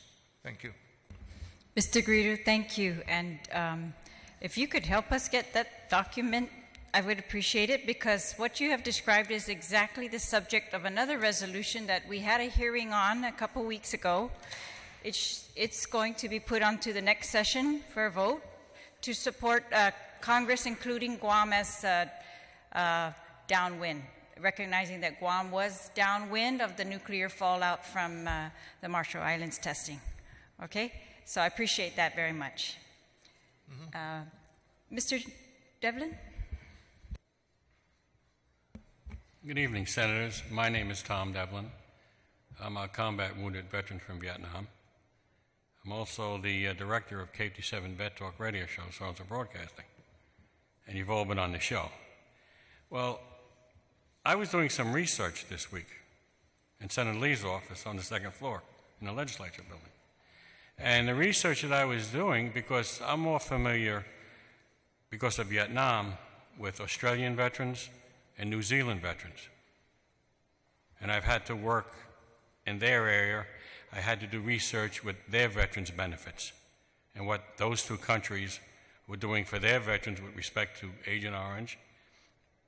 And what I came across is that Australia has somewhat similar issues. I'm not an expert in atomic weapons or bombs, but they had a similar issue with what's going on in this resolution, which I support. Great Britain donated 3 atomic bombs in the country of Australia in the 50s.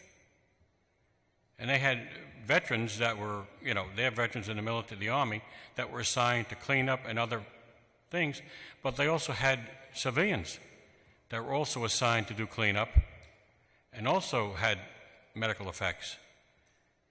They formed a committee to look into it, and they found out that they had to compensate their veterans and the civilian employees that were in that area, and also, to this date, some of their families, that they feel some of the diseases were from those atomic weapons. There were 3 atomic bombs detonated.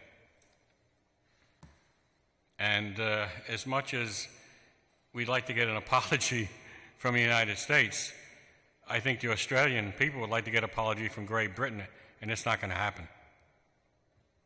It's just the way it is. It'll never happen.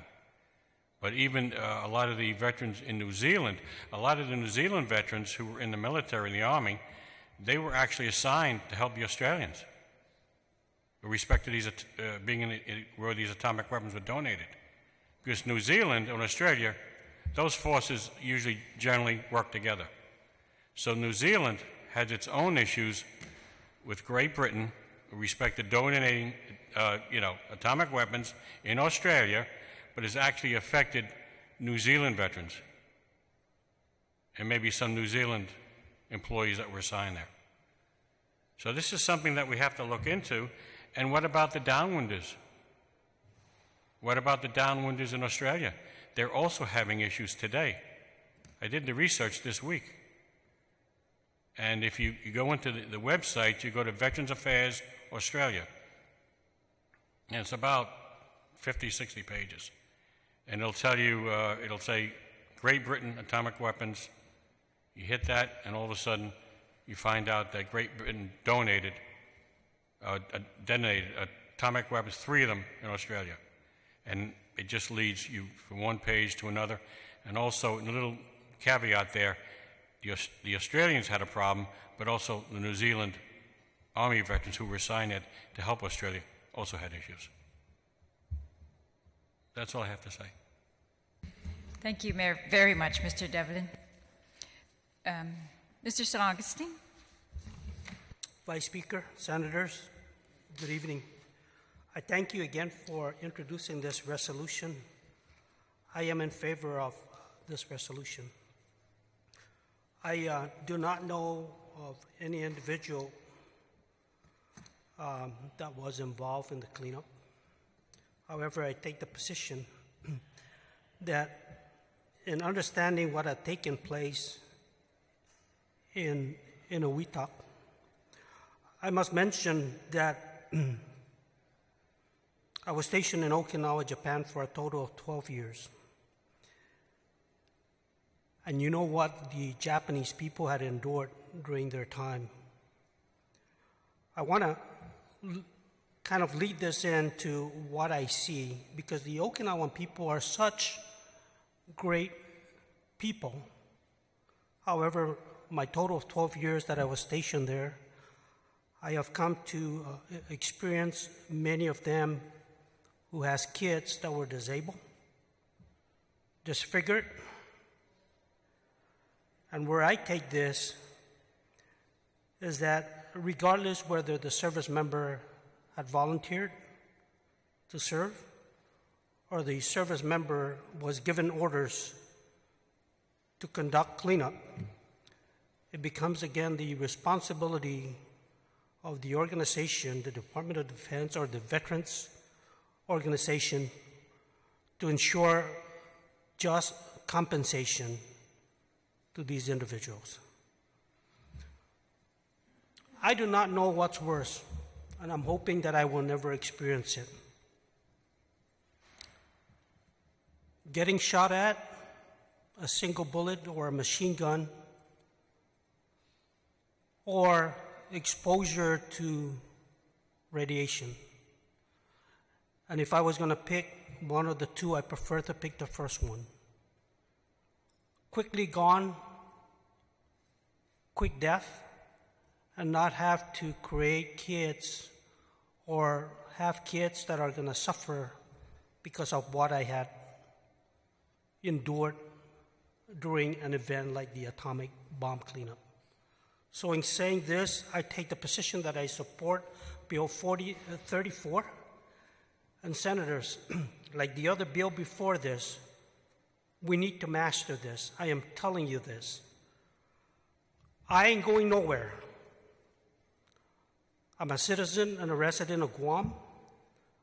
I intend to carry this fight all the way through. And anything that has to do with just compensations and benefits of veterans and families, I will tell you, just knowing that these kind of exposure leads to not just illness, discomfort, but it also is a very unjust to family members because it burdens the family members and no one could imagine. I could tell you that there's no compensation that will match the pain and suffering that these people go through. And that is why I always drill to the leaders to say we need to fight this to the very end. Not sure whether this is the right thing to say, but I'm going to say this anyways. If the federal government is not willing to take care of our people, because they're our family, I think we should find some other ways and avenues to take care of them. I support Resolution 4034. Thank you very much. Thank you very much, Mr. San Agustin. Mr. Torres. Thank you again for giving me the opportunity to express my support for this bill. To the Speaker, the Vice Speaker, and to Senator Therese and Senator Nelson. Again, I'm here again with the intent of expressing why I feel that this bill also is deeply related to my family. My father, again, it was served in the civil service along Upper Harbor, as NSD. So as you can see, everything we feel was for the benefit, for the defense of the country, the United States. Our family members came up and took the challenges. We're the tip of the spearhead now, we were tip of the spearhead then. For supplies and goods to fuel the war and any conflicts thereafter, transshipments came through Guam. Hazardous materials. And I did mention that earlier, 5,000 barrels were shipped immediately to Guam because of its effectiveness. Where they ended up? Again, it's an accounting process. You purchase something, the vendor has supposedly has to have records, and therefore its disbursement should have been recorded. Where in the archives are those records? When it comes to the atomic, the compensation for atomic radioactive fallout, you have to also understand that this atomic or the radiation fallout has a long shelf life. Years, decades. Agent Orange, maybe less. But as Mr. Guåttro has stated, our fathers, mothers, brothers, their fathers and mothers, and sisters and brothers were exposed to these downwind effects.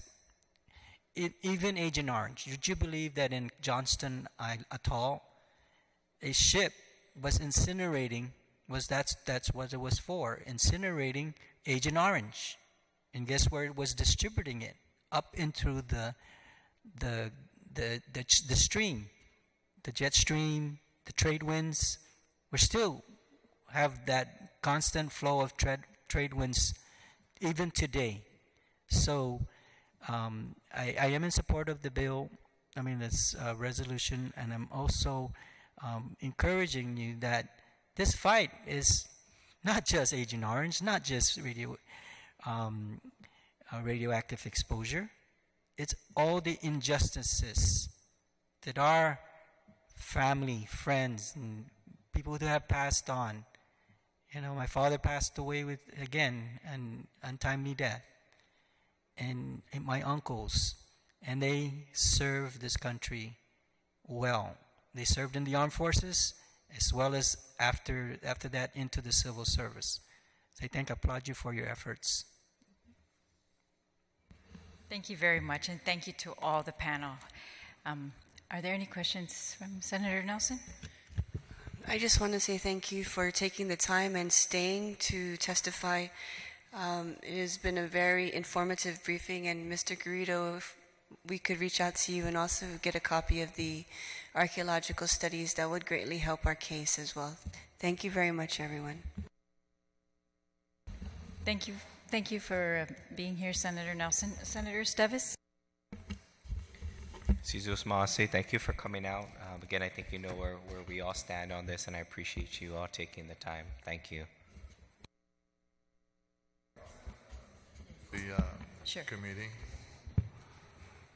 There is an ongoing investigation around Cocos Island, why there's still a high reading of PCB and whatever other stuff that happened over there. I want you to, all of us, I think, are familiar with the information that had been disseminated quite recently that ships were brought over to Cocos Island from the atomic testing, and they were washed there. But there's also a U.S. Coast Guard, I forgot the name, where there's low-ran station. And they were using quite a lot of PCB oil for their transformers or whatever. But there is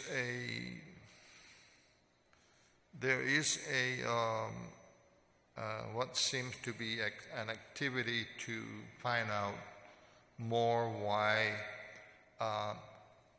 the waters around and the fish around Cocos Island, after all these many years of being mitigated,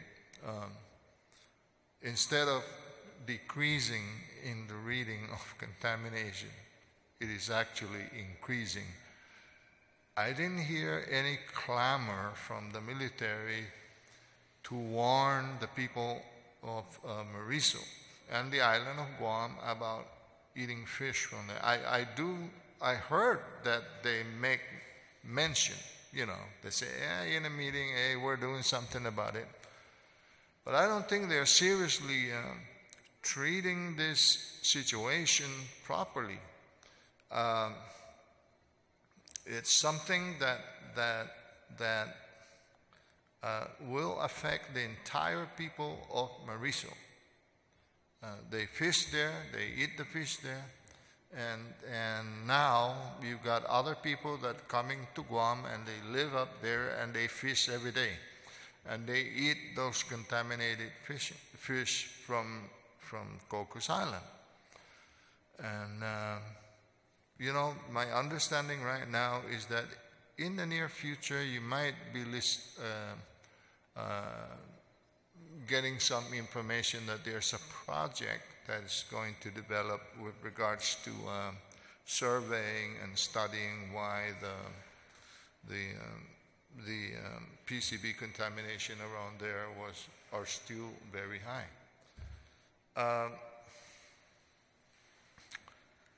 I have a lot of relatives that are from Mauricio, and they've been eating fish since 1946. And so many of them died, got relatives that have cancer and have died. And I think it behooves this island to investigate and call for an oversight. I'm not going to speak for any other agencies, but I hope that the local legislature can actually invite the U.S. EPA, the Guam EPA, for an oversight hearing, and let's listen to what they have to say about what they're doing. What are they doing?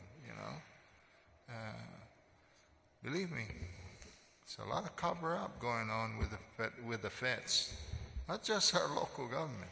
The feds, and they've been covering up for a long time.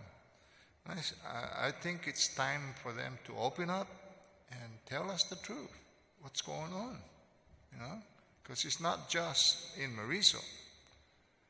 Even in the Asan Reef, they dump there tons of chemical and tons of ammunition just barely a half a mile off Asan. And they're there. They're still there. Thank you. Thank you, that's all Mr. I gotta Garrido. say. You're correct, and it's sometimes overwhelming because all over Guam we've got advisory restoration boards to deal with areas, and we've got warnings being issued for Tangisan area, for agate, the whole agate from the leaking from the roadie dump or the roadie landfill. I mean, many events. Maritzo, like you said, that's been known for many years, but not as, you don't see the big effort to educate the community. You're correct. And so I agree. There's so much more we can do, and that there's just many injustices that we need to address. And you're right. Thank you. Senator Nelson? Oh, okay. So, again, thank you all for being here, for your patience. It really means a lot to us, and for your perseverance. And thank you for your testimonies. And Mr. Celestial, thank you very much for your, I feel bad you have to fight your own fight, you know, but I'm glad that you're still here to inspire us to help you. And this concludes the testimony on resolution number 40-34 COR. Thank you very much. And the public hearing is now adjourned. The time is 8:01. Si Diyos masi.